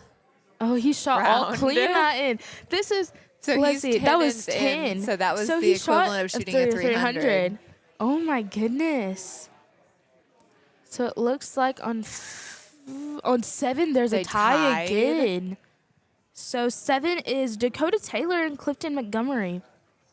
So this is going to be interesting. So I see Dakota's putting up his score right there. So it looks of like he did have a 146. 30 that end. Let's see what Kat's is. And he was up by 1, so Kat would have needed to have a 30 on that end. Yes. So I do not know who won for Bridger and Ryan. They did not put up their scores. But I do think. So it looks like Bridger did win that one against Ryan. I do not know about. It looks like Aaron won that one against Connor Sears.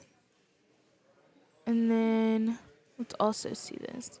I'm thinking. And it looks like Dakota would have won because he was up by By one one and had a half. 30. So it Then looks like. even if Kat had a 30, she would still be down by So it looks one. like. So let's see who moves on. I So think going into the final four compound, it'll be Sawyer Sullivan against Bridger Deaton and Aaron Ochoa against It's Dakota Cass. Taylor. Yes. This is going to be an interesting one. It is, because really, and Sawyer's got to have some confidence going into this, I knowing he has know. kept it clean all day. But when you talk to him, he's very humble about it. Yes. And it's like most of the people, I think all of the people that I've met that are like really good or they shoot really clean, like Casey Caulfield, Trenton Cowles, they're all Manu, just genuinely so humble great, about humble them. people. And it's just like you And they feels, it genuinely makes want you to feel good. encourage the archers Yes. around them. Like, there's none of that, like, oh, I'm the best. Yeah, because anytime I see Sawyer like at Vegas, he like came up and said hi to me. Rendon, she made a point at Vegas to come and say hi to me, and I've known her family for forever. So it's like anyone you have, they always make a point if they see you to like make sure that you feel good as well, and it makes you happy. Yeah. Like you have friends like this, and it's amazing. That's one of the things that surprised Ellie and I the most at Vegas is we were practicing in the championship arena on the first day. And so Oh, we're yes. shooting right next to Steve Anderson, Toya Ellison, Danielle Lutz, and they're all like coming over, I chatting. They're just really giving you that Yeah. level of respect and spreading their Ooh, joy. It looks like Dakota won that one with a, let's see, With with a a 10. 10. So he's going to be shooting again for, oh my goodness, this is. This will go into the final I know. four. So Yes. he'll be going to the final four on both compound and barebow. Oh my goodness. That's nerve wracking. So we'll see. I think, I don't know if Cheyenne McBride won that one or, so yes, Dakota did win that one. And Rick Stonebreaker won his match, so he will be going on.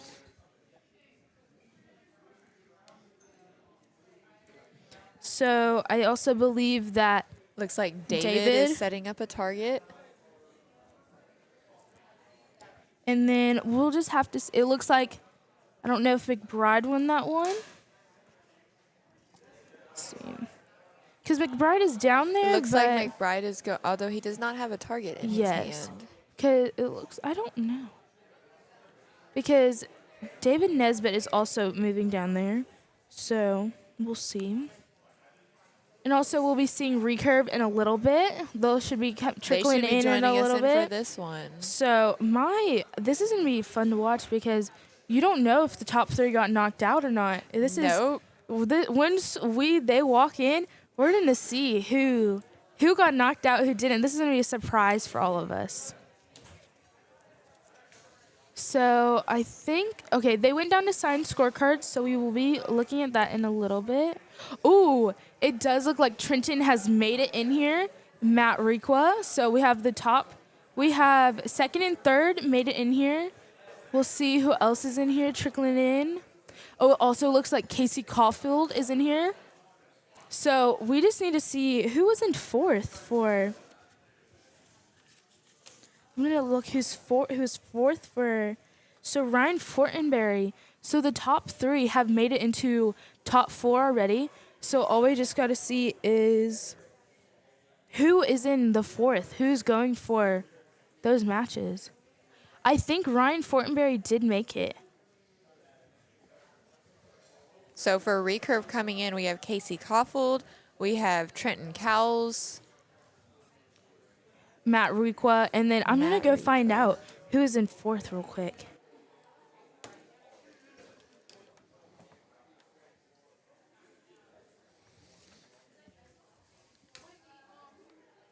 So for the compound final four, we'll have Sawyer Sullivan, who qualified first, Bridger Deaton, who originally qualified fifth, Aaron Ochoa, who originally qualified sixth, and Dakota Taylor, who qualified second. And in barebow, we will have Rick Stonebreaker, who originally qualified first, David, who originally qualified fourth, Dakota Taylor, who qualified third in barebow, And we are still waiting to see on whether Cheyenne McBride or David Nesbitt qualified. So it looks like the top 4 of recurve are still the top 4. Oh, wow. And it looks like McBride has moved into eliminations for top 4.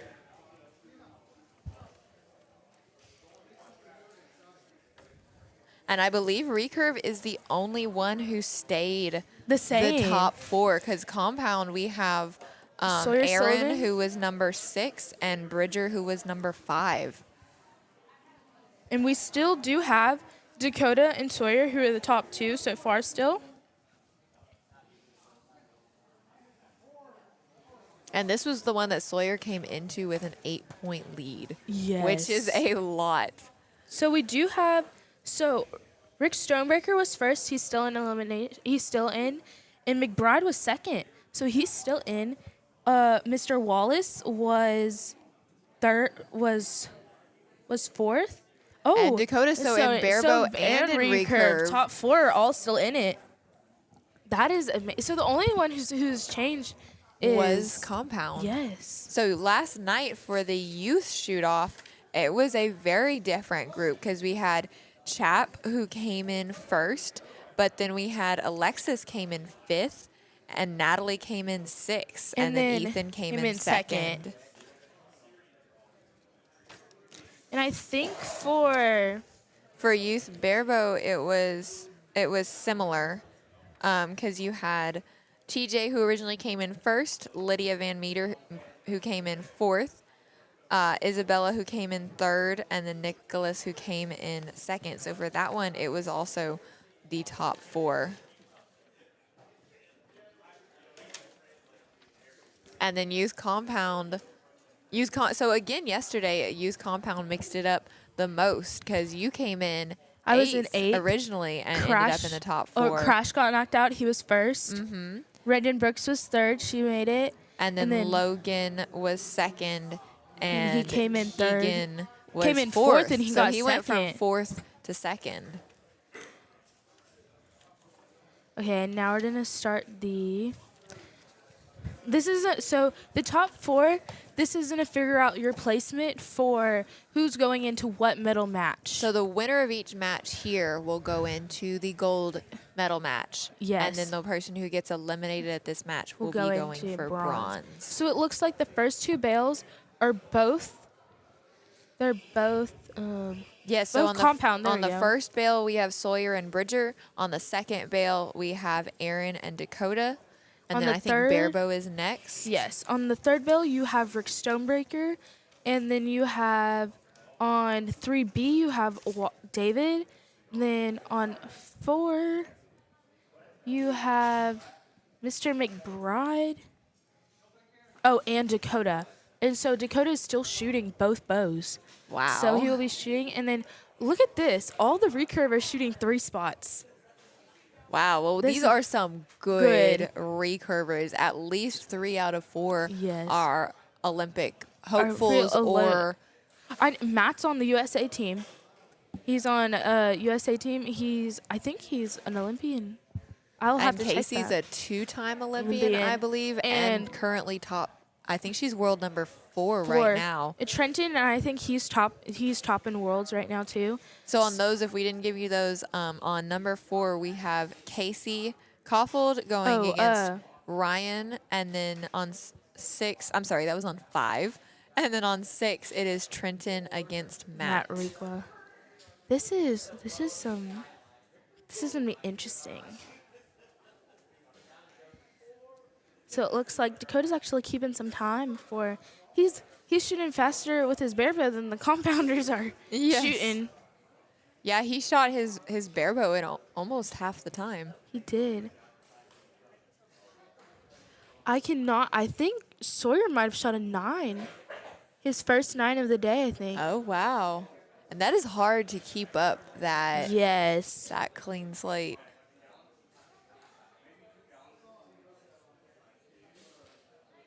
So Casey and Trenton. So the A&M shooters we have left we have Sawyer, He is shooting for compound. He is also he is A&M. David is A&M shooting for barebow, and then we have two A&M shooters for recurve. It is Casey Caulfield and Trenton Cows. Oh, I just noticed we only have one girl in this entire time, and that's Casey Caulfield. Wow. She's actually been shooting better than some compounders. So I'm gonna love to see how the score kind of goes with compound Yeah, she has been, and she came in first. I number think. one in barebow over all the guys. Yes. So coming into this match for barebow, we had 3 girls, I believe. I think so. And then for compound, we had 4 ladies. And in recurve, I think we had. we not had that- 4 also. 4. Okay. 'Cause it And- was Casey, Ashley Nugent, Stephanie. Ariel Fortenberry, And then, and there was one other, Stephanie Hahn. okay. This is gonna be interesting. So it looks like Casey won that match and Matt Requa won his match.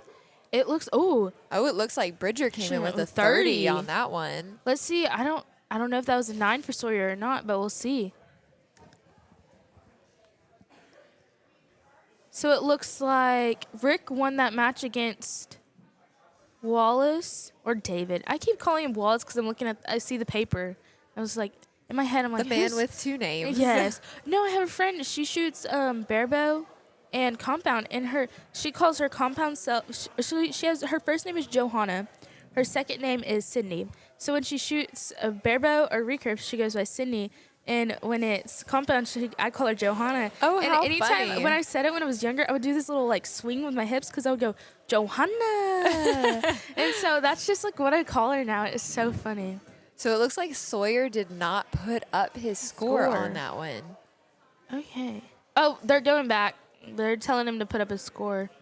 Or I think they are. I don't know. Oh, yep. They're Yep, telling him there to he go put his goes. score back up. So it looks like there is. Oh. So it looks like Aaron shot a 28. Dakota shot a 29. So Yep. Dakota's up by. Oh. They both shot 30s. So Sawyer and Bridger are now tied. This is going to be something interesting here. We're gonna It's have going to some be an interesting exciting fighting. shoot off, yes.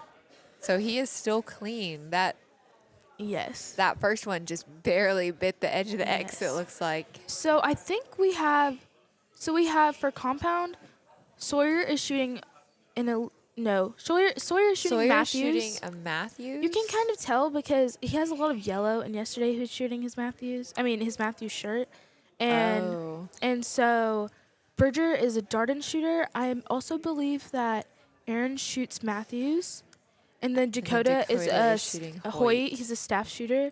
I do not know about Rick, but I do know David shoots a Hoyt. I know Casey shoots Hoyt. I think. And I think Casey shoots a Hoyt riser. Oh, she shoots a Hoyt riser and limbs. Never mind. I think sorry. I know she's a staff shooter. I've always seen her in her staff shooter shirt. I feel like And then that's. it looks like Trenton is also in a Hoyt. Hoyt. You can kind of see because most of the time Hoyt have white limbs and say Hoyt in black letters, or it's black limbs and Hoyt in big Yes, white Hoyt letters. has their name easy Easy to to read. read. It looks like I don't know. I was trying to see Rick Stonebreakers, but I couldn't tell. I don't know. So yes, it looks like Aaron is in a Matthews. For me, how Sawyer and Aaron they put their binos on top of their cans. Yes, cans. I've For seen that like to me- stabilize. Yeah. For me, I could never. My mom would always yell at me. She was like, "Do not ruin those cams." And so I've never done that. I always have it like to the side because I Yes. have a side stabilizer, a sidebar. So I have it on my hip, and I'm like, look like I'm like sassy. You have Matt Requa. I can't tell if Matt shoots a Hoyt or not. He was let down. That was a nice let down. I'm trying to. Read those limbs. I know. I cannot tell. It looks longer than Hoyt, though. Yeah, that's what I mean. I don't know if he shoots win and win for limbs. I've noticed because- that on a lot of recurvers. Yeah. They'll shoot one riser and then a And different, different set of limbs. limbs. So we'll see how these go. So pro staffers down there, we have Sawyer, Bridger is on staff for Darton. Sawyer and Sawyer's Dakota are both staff shooters. staffers for Hoyt. Oh no, I think Sawyer is Matthews, Oh, that's right. Sawyer is Matthews. and then Casey I know for sure is Hoyt staff shooter. I do not know for the rest of them. So it looks like we're Aaron getting has his, a judge call. We just need to have like a little horn for like judges, because sometimes they're like farther away and they can't hear us, and so we just need a like air horn. Yes. So Casey, it looks like she shot a 30 from down here. It looks like Yep. it. Looks like she's won that match again. Ryan's arrows are super close though. Look at that. That is all. All yellow. Yes. And the recurvers get to use the larger 10 ring. But hers looked So- all pretty like dead They on. were, yeah. So the recurve 10 is almost, what did you say, about the size of a $50 I think so. coin, whereas the X ring is more like a dime. Yes. So I think for 6 with his Trenton on A, and so yes, that's look at that. That's Look at those recurve targets. That yes, is. I think that's Casey's. Oh no, that's yes, No, that is yes, Casey's. that's So you Casey's. could see those. And those are with the skinny arrows. Yes, she has those skinny arrows, and she has no sight. Well, she has sight, no No scope. magnification. No magnification, no scope. Look at that. That is, for both archers, So that's it- amazing. It looks like Sawyer dropped his first 9, Okay, so it looks like they're and Bridger also had a 29 29. at end. No, I think Bridger had a 28. Because they both had 30s the first end. Oh, you were right. Okay. So Sawyer So dropped Sawyer's 1. up Bridger by 1. still that's very really good. close. You And can come back from that easily. Yep. So it looks like Oh. Dakota's in the lead with his by 2 points. It looks like Rick has won another match. He is 4. And then it looks like Dakota won his again. So he's up by 4. Casey's up by 4. Oh, and then number 6 with Trenton and Matt. Looks like they tied on this one. So Requa has 3 points and Trenton has 1 point.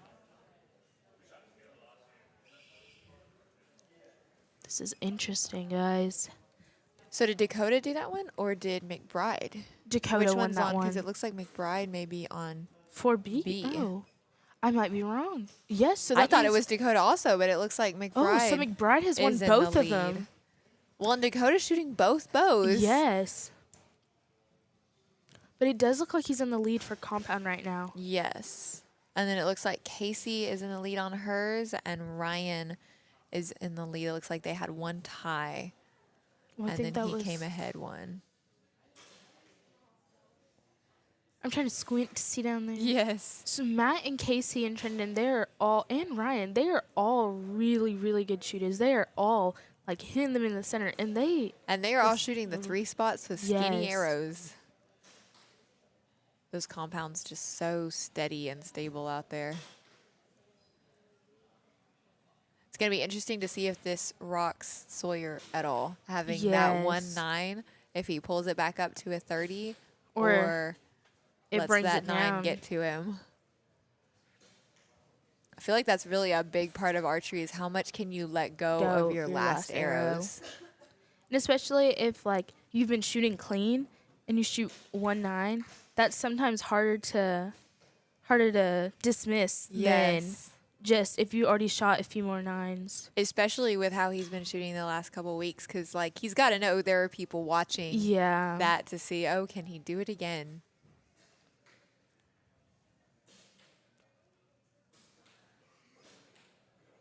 I love how the recurvers, they just, when they release, it's just so calm. Such a beautiful like follow dip through. and sway.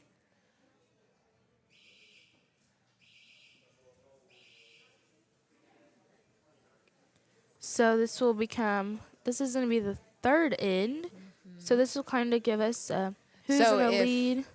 If Casey and So for number 3, number 4, and number 5, if Rick, and McBride, and Casey win this one, their match will be over.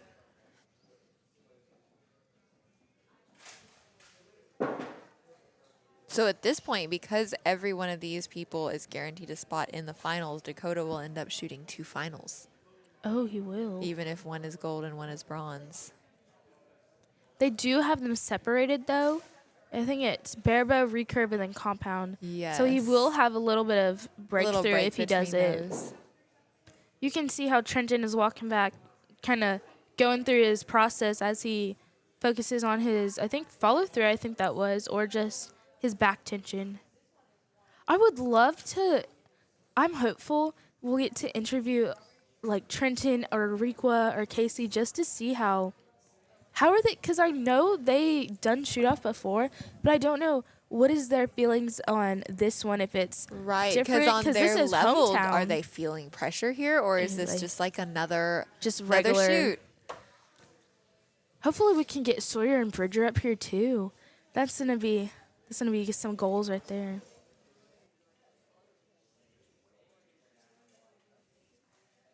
Okay, guys, so it looks like Sawyer did come back with another 30 on that.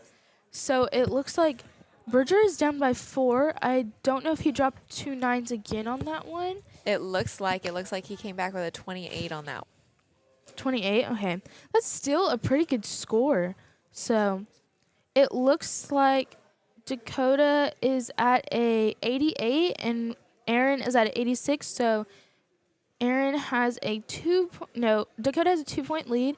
So it looks like Rick moves on to, I think he's going to move on to, let's see, I think to gold, silver medal match. So David moves on to bronze medal match. Looks like Dakota also for barebow moves on to bronze medal match. And And it looks like Casey and Ryan tied on that one. oh, they did? Yes. So they're now Okay. 5-1. So they'll shoot one more, and if Casey wins this one, then she will be going to the gold medal match. But if they tie, they will actually, Oh, wait, guys, on number unless 6. Casey loses, she will be moving on. Because even Yes. if they tie, she will get 1 I think, point. well, if they tie, they shoot again, I think. Okay. I don't know, that could be wrong. And also on 6, it looks like they tied again. It does, yes. It's 2-4 now. So that's Trenton and Matt. So you have some really evenly matched archers Yes. down here.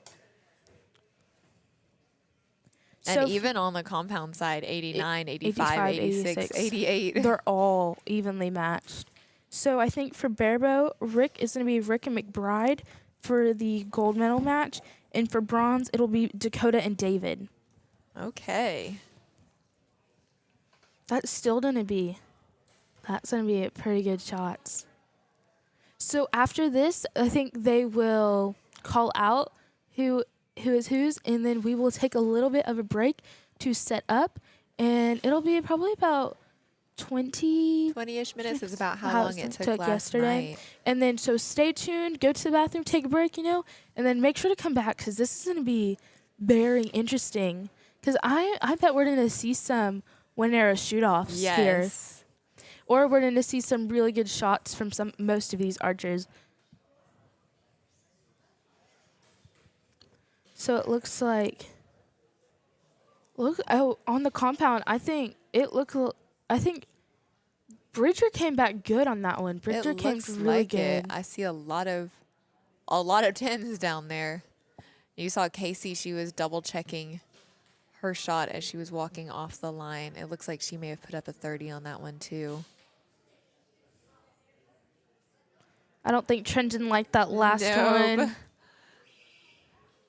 You can kind of tell when recurvers twist that to the side. Yes, they're it's not like, always. They are oh. not gonna like that shot. So we will soon be finding out who goes to what match. So this was their 4th end, so they'll have one more after this. Yes. And then that will be the final finals list. Finals. Okay, and then hopefully, okay, what I'm gonna do, I'm gonna try to get some of those recurvers and Sawyer and Bridger over here for some interviews because I want to see that pressure between. I know how good Bridger is. I know how good Sawyer is. Worden, I want to see how that felt to be because they are pretty matched up, and then also I want to see how it feels for Casey and Trenton and Matt and Ryan because I know they shoot so much already with with shoot offs and everything. So I want to see how they are doing it. And I'm loving seeing the support from their A&M team. You have Casey's brother Connor down here. You have Casey's boyfriend Stefan. You have I think Logan Hamilton is still here as well. And you have Ryan Hartman and you have I think Liz is down here supporting Matt. You got Rendon here. She's supporting Hamilton. You got a really good support team. You got Aaron's parents here. You have so much support from these groups, and it's amazing to see. We love seeing. Oh, excuse me. The support from here. You have Cheney supporting her team still. Okay, guys, this is gonna be the fourth. No, this is the last This in. is the last in. So going to this one, Sawyer is up By by five. 5 points. So And he is pretty much guaranteed the bronze. this spot the unless gold something medal major match. happens. And then you have Dakota and Dakota's up by 2 against Aaron, which So you that can- could go either either way because way. Aaron can bring a 30 and Dakota can shoot a 28, and you never know. No, so it looks like both Bridger and Sawyer put up 10s on that first one. So and it then looks over on the like- recurve side. Looks like Casey won that. So it she looks will like be they actually tied again. But Oh, it she had the does. most points. points. So it looks like she's going into gold medal match.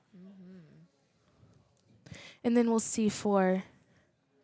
So for Trenton and Ryan, if Trenton wins this one, they will be tied and going off to a 1-arrow shoot off.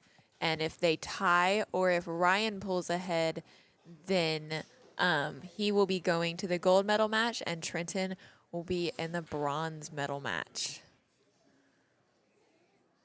So like both Trenton and Ryan are putting up their last arrow. And then we will have the finals. And what's interesting down there is they can see their targets a lot better than we can. So they may already have an idea of who is going on even before they walk down to score.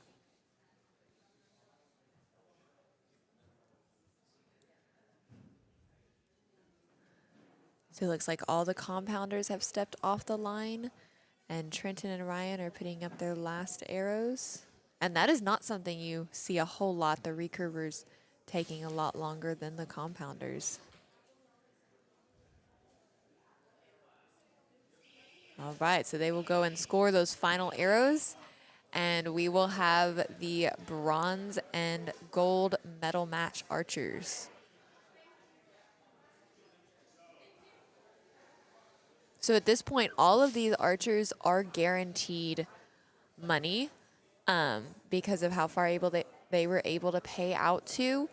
At this point, they are just competing for how much.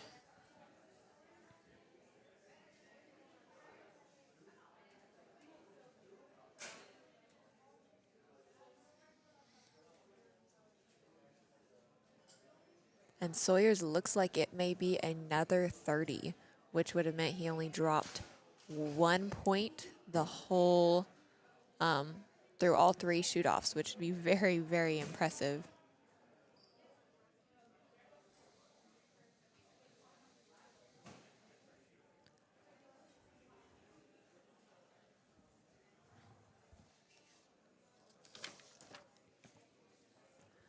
So for Barebow, those results we already had in. So for the gold medal match, it will be Rick Stonebreaker against Cheyenne McBride.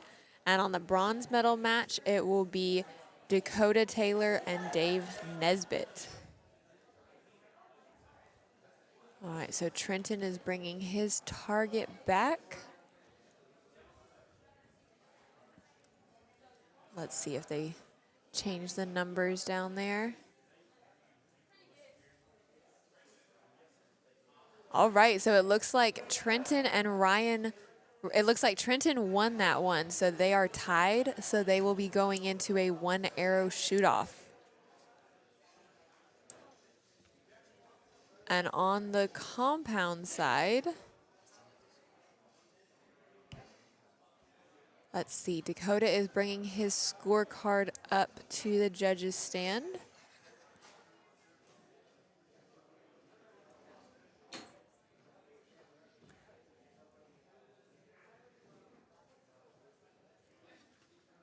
So it looks like Dakota may have won that one. I think he did. And ooh, look down there. Trenton and Ariqua have Yes, they are tied. tied. So Trenton actually won that one. So now they will go into their 1 arrow shoot off. that is great.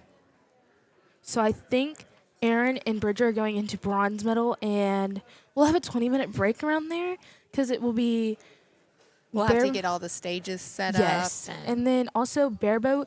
So how it'll work? It'll be bareboat, bronze medal, bareboat gold medal, and then it'll move on to compound, do the same thing, and then move on to compound.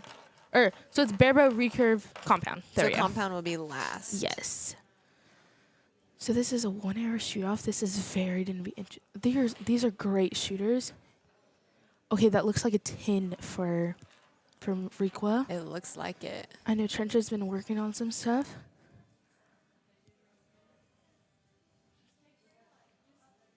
A little bit of a long hold on his, it looks like.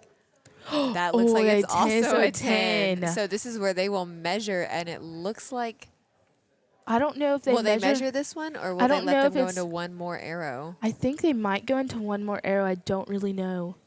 It might depend on who has an X or who doesn't have Yeah, an X. it looks like Trenton's just missed the X ring. See, Trenton was struggling. I knew he was struggling earlier because when he was walking back from the line, he was working on his process. I saw that. Oh. So I feel like he came through with that one. So, I think they are pulling out the calipers for this. They are. I see Sean with his calipers. This is going to So be it'll be who's ever is closest, and Yes. Trenton's looked from this angle like it was just closer. a hair closer. Well, I know this has to be stressful for them down Right, there. because this is deciding who's guaranteed a medal Yes. and who's going into the bronze medal match. But I know if it makes y'all feel better, I don't know if you're watching, but you do get money for top 4. Yes. And Barebow has top 6 because they did have a little bit more people, so more revenue came in for Barebow them. really showed up this They year. They had did. a big presence they- at state. I think they had over 3,000, which was amazing. So they'll show a hand on whichever side who won. So just waiting for that. I know they're measuring. This is stressful, even for me. I'm not even shooting, and it's like, Right. It's I like when feel you know the you're a nerves for true them. archery fan when you get sucked into. yes. Oh my gosh, I think Matt won that one. Oh wow. Oh my goodness. Oh no, it's they a declared tie. it a tie. Okay. So they will go into another one Guys, arrow I told shoot-off. y'all this would be interesting. I This saw is how Matt. you know you have some Really really good. great I saw Matt archers go, down there. woo! And I was like, wait, did he just win that? And then nope. I saw a tie coming in. You saw Sean smile when he turned around. I Like, that know. is- When you see Sean's evil smile, you know something's good about to happen. This has to be stressful. Like, you had the nerves. I feel like it was a relief at the moment for Requa, but then I feel like now it's like kicking in that you need to have a good shot. Yes. It's like you can't bask in the victory yet. You have Yeah. to put up another Another good great score. shot. And that's what they've been shooting for about 2 hours now. Yes. So you also have that fatigue that you have to fight off if you're, they're both used to shooting a lot of Yes. arrows in a day. But the adrenaline fatigue of keeping that heart rate steady Yes. the whole time. I feel like I'm breathing for them. Right. It's just like, so I guess Matt And it is, looks like they are taking turns. I feel like whoever goes first, it's kind of for me, it'll be easier because it's just me and you don't have to worry about whatever they shot Yes. already. All right, so Matt let down. And Trenton Trenton's at going full to put up draw. his first shot. Looks like Riqua is prepping a little bit, taking that breath. All right, Oh my Trenton's d- is the a X, a solid X. Okay, Matt. Oh, Oh, and looks an like 8-9 liner. looks like Trenton moves on. That was a very, Very nice match. shot. You see Matt's face, like he sticks out his tongue. I know that Yes. had to be so stressful. Especially because, like, as soon as they let go, they know whether that It's was going a to good be a shot, good shot or not. For compound, it kind of depends on your bow. If your bow's more forgiving, or even your release, if it's more forgiving, you can Yes. still kind of save that shot. But for recurve, I feel like they have a little bit more. Theirs is more. They know. Yes, that's when, like, you'll see the compounders on their, like, split second after release where they jerk that bow up, down, or Yes. sideways. We saw Logan doing that a lot in the gold medal you match could last, see Sawyer. He would Yes. he would jerk it, and I was like, that would be in. I was like, whew.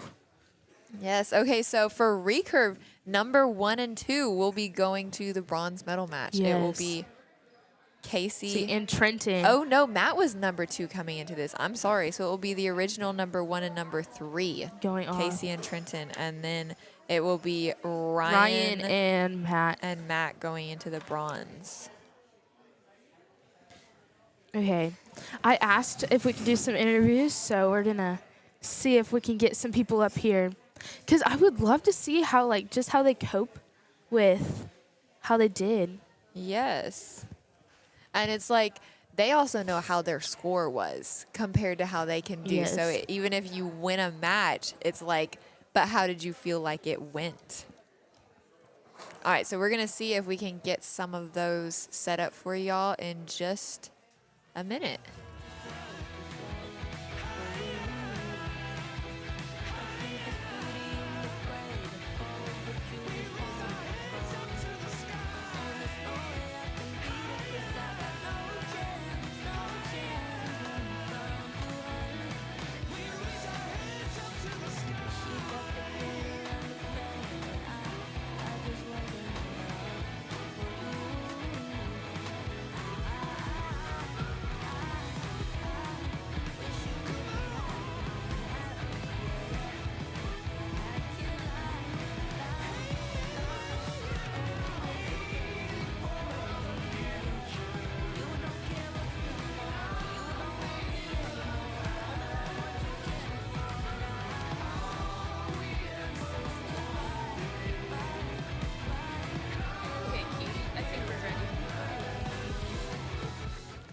Okay, hey guys, can y'all hear us? Yes, we can. Okay, so give us your names and what you've been shooting. Name's Matt. I've been shooting Olympic recurve. My name's Casey, and I also shoot Olympic recurve. Who is your friend, Matt? This is Randy. Oh, it's so eight cute. weeks foster. So Oh, he's off to Colorado next week to get a forever home. Aww. Okay, so we saw the tension, Matt, in that. How did that feel? Struggling. My right contact's been bothering me all day, so it's a little hard to see. But it was a good match, and just struggled through the last shot, and Trenton took it. So good for him. Y'all both put up some really great Nice arrows. scores. Like, How did that feel the when Sean called that a tie? How was that emotion there? Oh, we were just laughing. We were like, oh, I thought he had it from my angle, but then I got down there. I was like, oh, they're going to measure this. Yeah, it This was is going to be close. close. Casey, how did your match feel? My match felt really good. I've shot my last 2 matches clean. My semi match was a 120, so 4 ends clean, and my quarters match was a 90. So yeah, That's nice. both matches started out a little slow. so Well, how does that at change first, and then your it got better? feeling going into the gold medal match, knowing you stayed clean? I feel good. I feel like I have good sight marks. The lighting, we had to change ranges, but the lighting didn't really change much, so that was nice. But yeah, I feel good. I feel like I've been making good shots, and I got to speed up my timing a little bit because I know we'll be on that 20-second clock. But yeah, I think so far I'm pretty warmed up, ready to go. So how long have y'all both been shooting for over the however y'all years? Sorry. What? 2023? It is 2023, yes. 15, 16 years? That's how like old I am. I was like, wow. I've been competing for almost 11 years. Wow. So y'all have some. So I know y'all shoot a lot of shoot offs already. So how did that feel?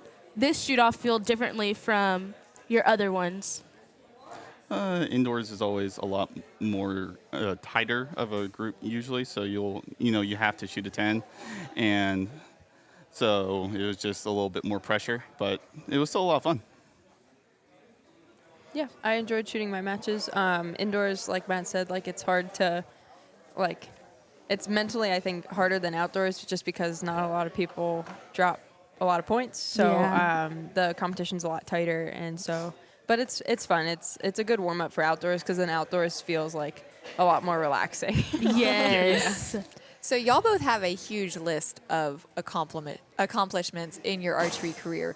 Is there one or two that is a favorite or one that you're most proud of? Taking silver and in Paris, and then winning the U.S. Open was also pretty fun.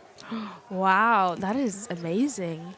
For me, World Championship silver medal 2021 was probably my biggest, and then mixed team gold this past year in Paris World Cup. That's nice. So what are y'all goals for this outdoor season, or just for the 2023 season for the upcoming? Win our Olympic spots for Paris 2024, and hopefully Pan American champion. Ooh. Yeah, I'd agree. Definitely Olympic spots is a big goal for everybody this year. And then we also have World Championships again, so that'll be a big one. It's going to be a busy year, so there's a lot of tournaments going on. But I'd say for me, Olympic spots and World Championships are my biggest goal. Can you walk us through really fast just what's involved with gaining that Olympic spot?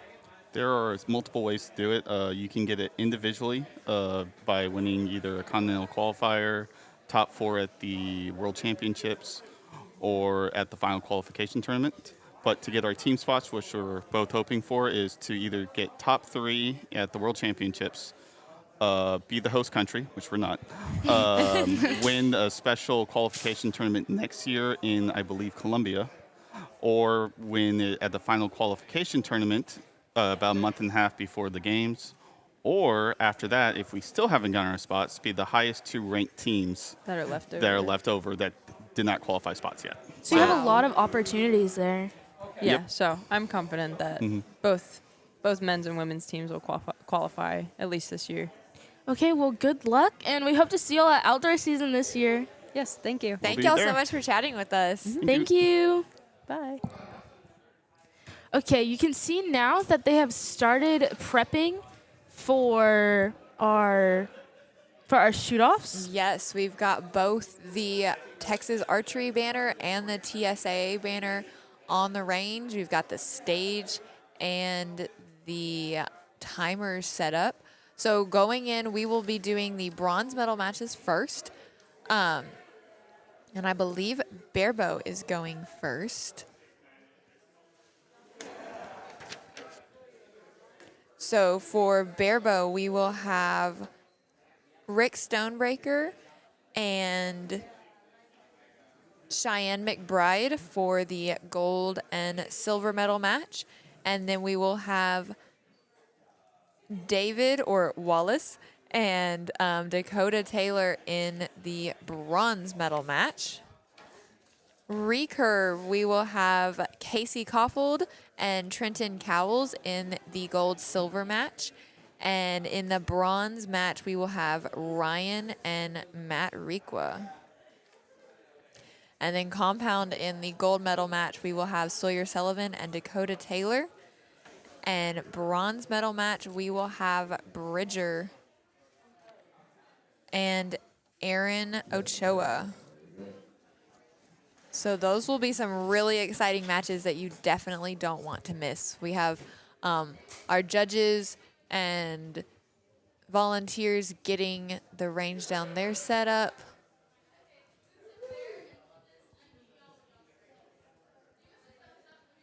So we're going to see if we can get a couple more interviews on while they are setting this up.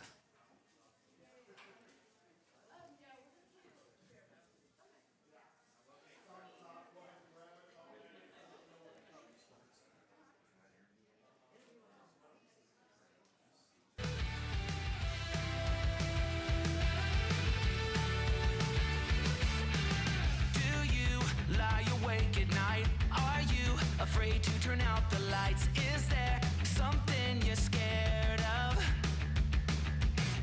What's there out in the dark? Make sure to keep all your windows locked. Do you surrender? You try to stay awake. These walls you can't escape. Here's one for the lonely hearts, for the ones that fear the dark. You better run out of here. Bet you can't look the other way.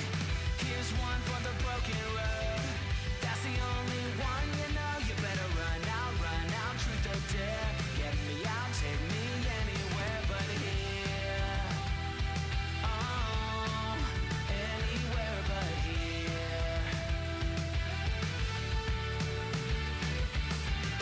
Wanting something good to come, waiting. Okay, guys, can y'all hear us? Okay, so here we have our Vervo.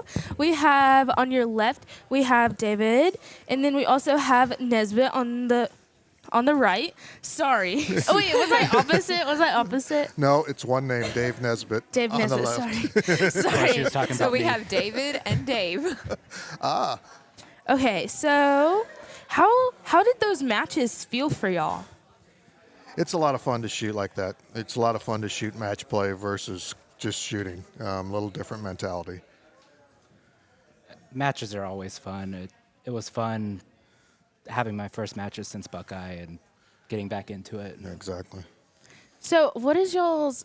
Do y'all prefer outdoor or indoor better? Outdoor by far. I hate indoor.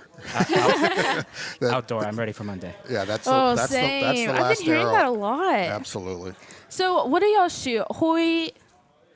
I'm shooting a CD riser with Hoyt Bellow Slims. Okay. I'm shooting a Hoyt Exceed Riser with Uka limbs. Ooh, okay, that sounds good. So how long have y'all been shooting for? Competitively for about 6 years. Shot on and off most of my life. Competitive barebow about 3 years. Ooh, Nice. that's nice. What Did did you shoot a different discipline before that? I technically started in the classes at A&M and started with Olympic recurve for about a year before that. Oh, okay. So what is y'all's? I know a lot of you have a good amount of accomplishments, but what is your best by far or your favorite? Wow. I placed third in barebow at the U.S. Open this past year in the Masters division. So Ooh. that's certainly up there. And making the U.S. archery team for the Masters group last year. That's for this year. nice. Yeah. Probably for me, collegiate nationals last year, team rounds, finishing off the Cumberlands with 2 X's just to not go into shoot off for a second year in a row. Nice. Wow.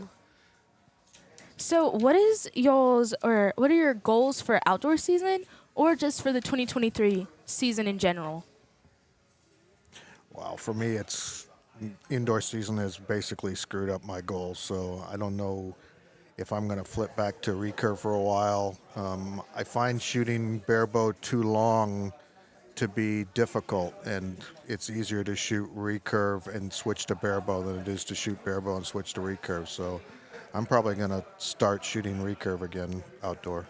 Ooh, okay. My goal is to try to make the barebow USAT team this year. My indoor score was a little lower than I wanted, but I think I'm still in there and I can still make up for it with a good outdoor season. Yes. Wow. Well, good luck with that goal. So how is y'all's process? I know a lot of youth put their arrow by the corner of their mouth, but I've seen a lot of barebow put their arrow by their eye. Did y'all like move up from that, or did you start at putting it at your eye? Yeah, I think when it's at your eye, it's basically just happens to be there because you're crawling a lot, depending on the weight on your bow. Most people are still anchoring either with a finger in the corner of their mouth or a knuckle under their cheekbone in some form or fashion. And when you crawl an inch and a half indoors, depending on how fast you're your limbs are. It just happens that the arrow lands close to your eye. You're still aiming with the tip no matter what. Yeah, for me, I'm just anchored in this nice bruise in my in my chin. Yeah, I was going to say, I got a little rip over there. Yeah, I go into groove in my teeth, and the arrow happens to be right underneath my eye. It just kind of happens like that. Ooh, okay. Emmy, you got any questions? Do y'all have any from shooting? You said y'all both shot Olympic recurve and barebow. Do y'all have like what's the biggest difference other than like the sighting? Is there a big different feel between the two of them, or is it fairly similar other than the sighting? I'll let you take that one. Okay. Form-wise, I say it's very similar in terms of form, but in terms of competing, barebow is just so much more relaxed, and you have so much more fun with it compared to Olympic recurve. There's no pressure on you, and something goes wrong, it's barebow, and you just move on and you shoot the next arrow. Absolutely. The real difference for me, the anchoring near the mouth versus under the chin puts the muscles in your back in a different position, and it's easier to anchor, I think, as a barebow and get in your back. The challenge with barebow is staying in your back and expanding, and without a clicker, holding that anchor and that expansion becomes the challenge. And when you start seeing your arrows drop and whatnot, then you're really frustrated that you can't keep that anchor. So that's why I'm actually going back to recurve for a while, to be able to get that expansion mentality back of pulling through a recurve or pulling through a clicker, so that my barebow feels stronger, because I sometimes shoot weak when I'm shooting too much barebow. Ooh, okay. Wow. Okay, well, we hope to see y'all at outdoor season. We'll be Thank there. y'all so much for coming and chatting with us. Thank you. You bet.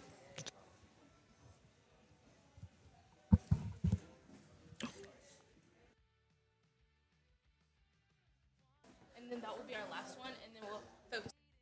Okay. So they are still setting up for the finals matches. So we're going to have the compounders, Sawyer Sullivan and Dakota Taylor, come and chat with us in a minute, and they are who is going into the gold medal match.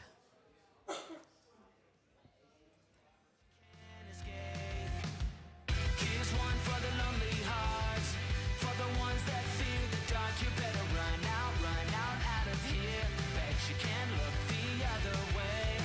Here's one for the broken road. That's the only one you know. You better run out, truth or dare. Get me out, take me anywhere but here.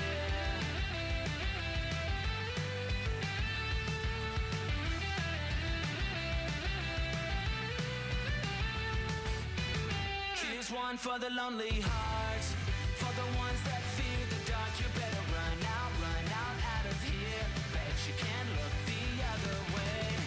Here's one for the broken road. That's the only one you know. You better run out, truth or dare. Get me out, take me anywhere but here. Oh, anywhere but here. Oh, anywhere but here. Oh, anywhere but here. Anywhere but here.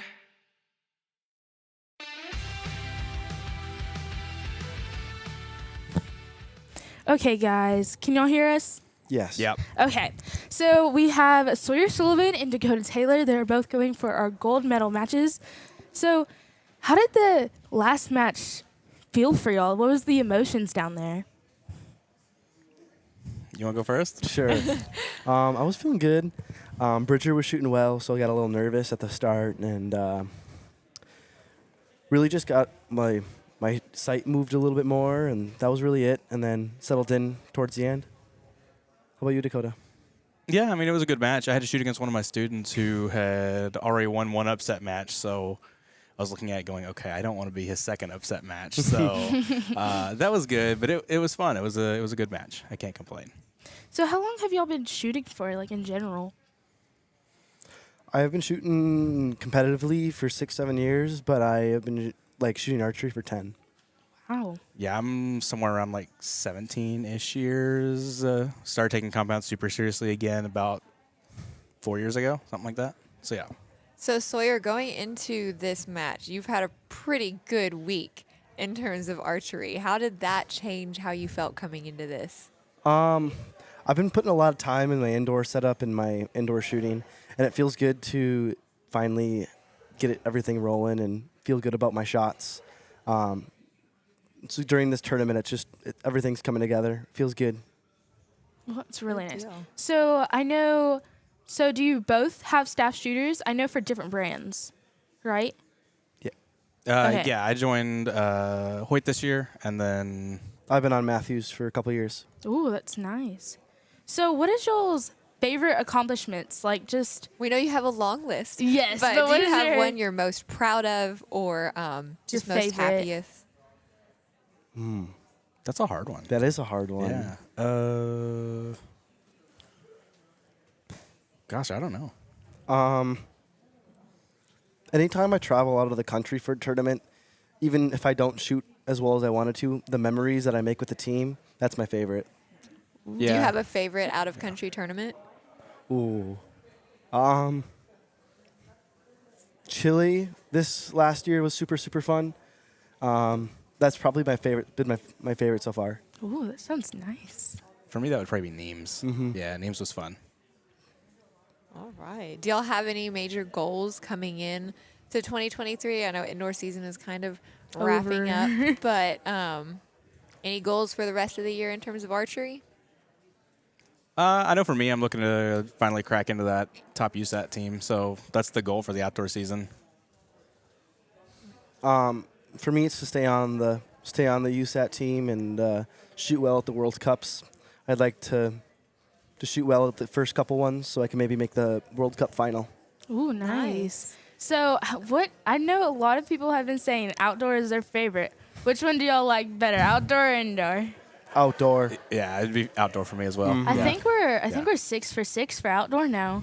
I feel Yeah. like everyone's getting Everyone ready has for said outdoor. that outdoor season. What is y'all's favorite USA for outdoor? Like in the States. Mine is SoCal. I've heard that one has everyone a Yeah. lot That's likes a beautiful SoCal. area. I like Arizona for the wind.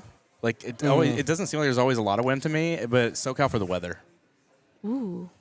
Yeah, 'cause SoCal's always like 70 or 80 Yeah, degrees. and it's there's not like nothing. 110 Yeah, it's and- amazing. Yeah, that's always the So, best yeah. feeling. So what is I know y'all have challenges, but what do you do better with challenges or without the challenges? We've heard from some archers who really like shooting in the pressure while yeah. they're working on things, and then others want that like calm feeling around them. Does it impact your shot one way or the other? Probably depends on how I've been preparing for it, because there are days where I like the pressure and I like the nervous energy, but then there are other days where I really need to be just kind of quiet in the mind and shooting good, strong, quiet shots in the head. So I don't know. It depends on what I've been prepping for. I agree. Some days under pressure you can shoot out of your mind like really good, but some days when that pressure like gets to you or builds up and gets to you, that definitely happens a lot as well. So heading into a year for Olympic trials, there are the rumblings of the bid for compound, but that would be indoors. Is that something that either one of y'all would consider if compound makes the Olympics working towards? I mean, yeah, I think anybody that's competitive on compound is going to be taking that one more seriously. So I know it would be on my list. Mine too, definitely. Ooh, that sounds Okay. nice. Okay. Well, we hope to see y'all at outdoor. So good luck with staying on your USATs and making USAT team. So And good luck in the gold medal match. Thank you so ladies. much. Okay, guys, we're gonna start. I think we're about to start with our bear bow. So the Yeah. first match will be a bronze medal match for bear bow, and then it'll be gold, and then recurve, sorry, and it'll be bronze medal match for recurve, and then it'll be gold medal match, and the same for compound. So we're gonna give y'all a little bit of a break, and then stay tuned for the medal matches. Thank you, guys. Something you're scared of. What's there out in the dark? Make sure to keep all your windows locked. Do you surrender? You try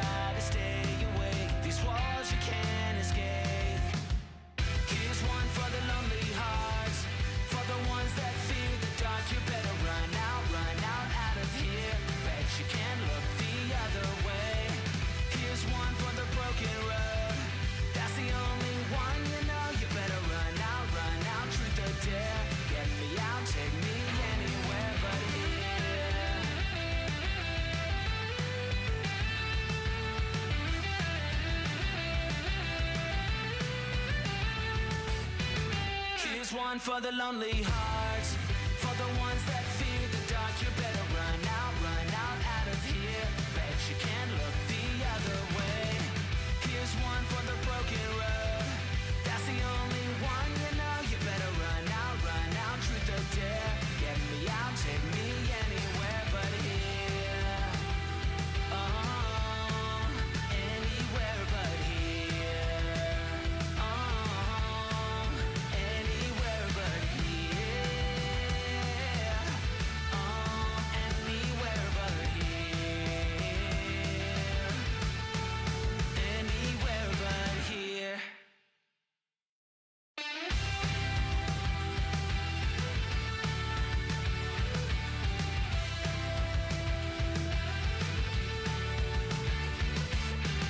Do you lie awake at night? Are you afraid to turn out the lights? Is there something you're scared of? What's there out in the dark? Make sure to keep all your windows locked. Do you surrender? You try to stay awake. These walls you can't escape. Here's one for the lonely hearts, for the ones that fear the dark. You better run out of here. Bet you can't look the other way. Here's one for the broken road. That's the only one you know. You better run out, truth or dare. Get me out, take me anywhere but here. Oh, anywhere but here.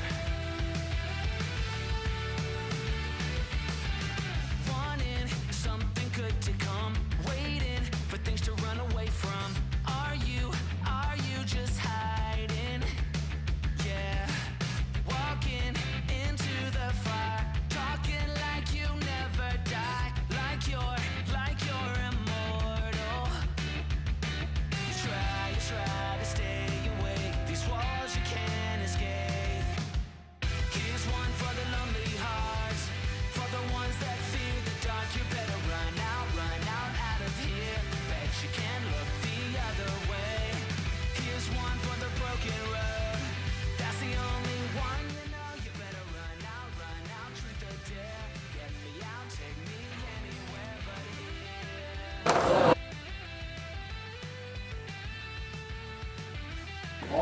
Testing. Here's one for the lonely hearts, for the ones that fear the dark. Hey guys, I'm testing this out, see how it sounds.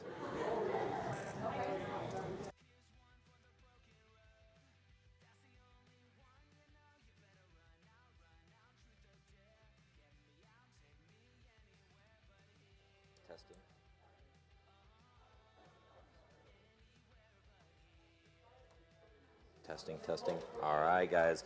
All right, I got a lapel mic on. That way we can hear exactly what's going on while I'm down there.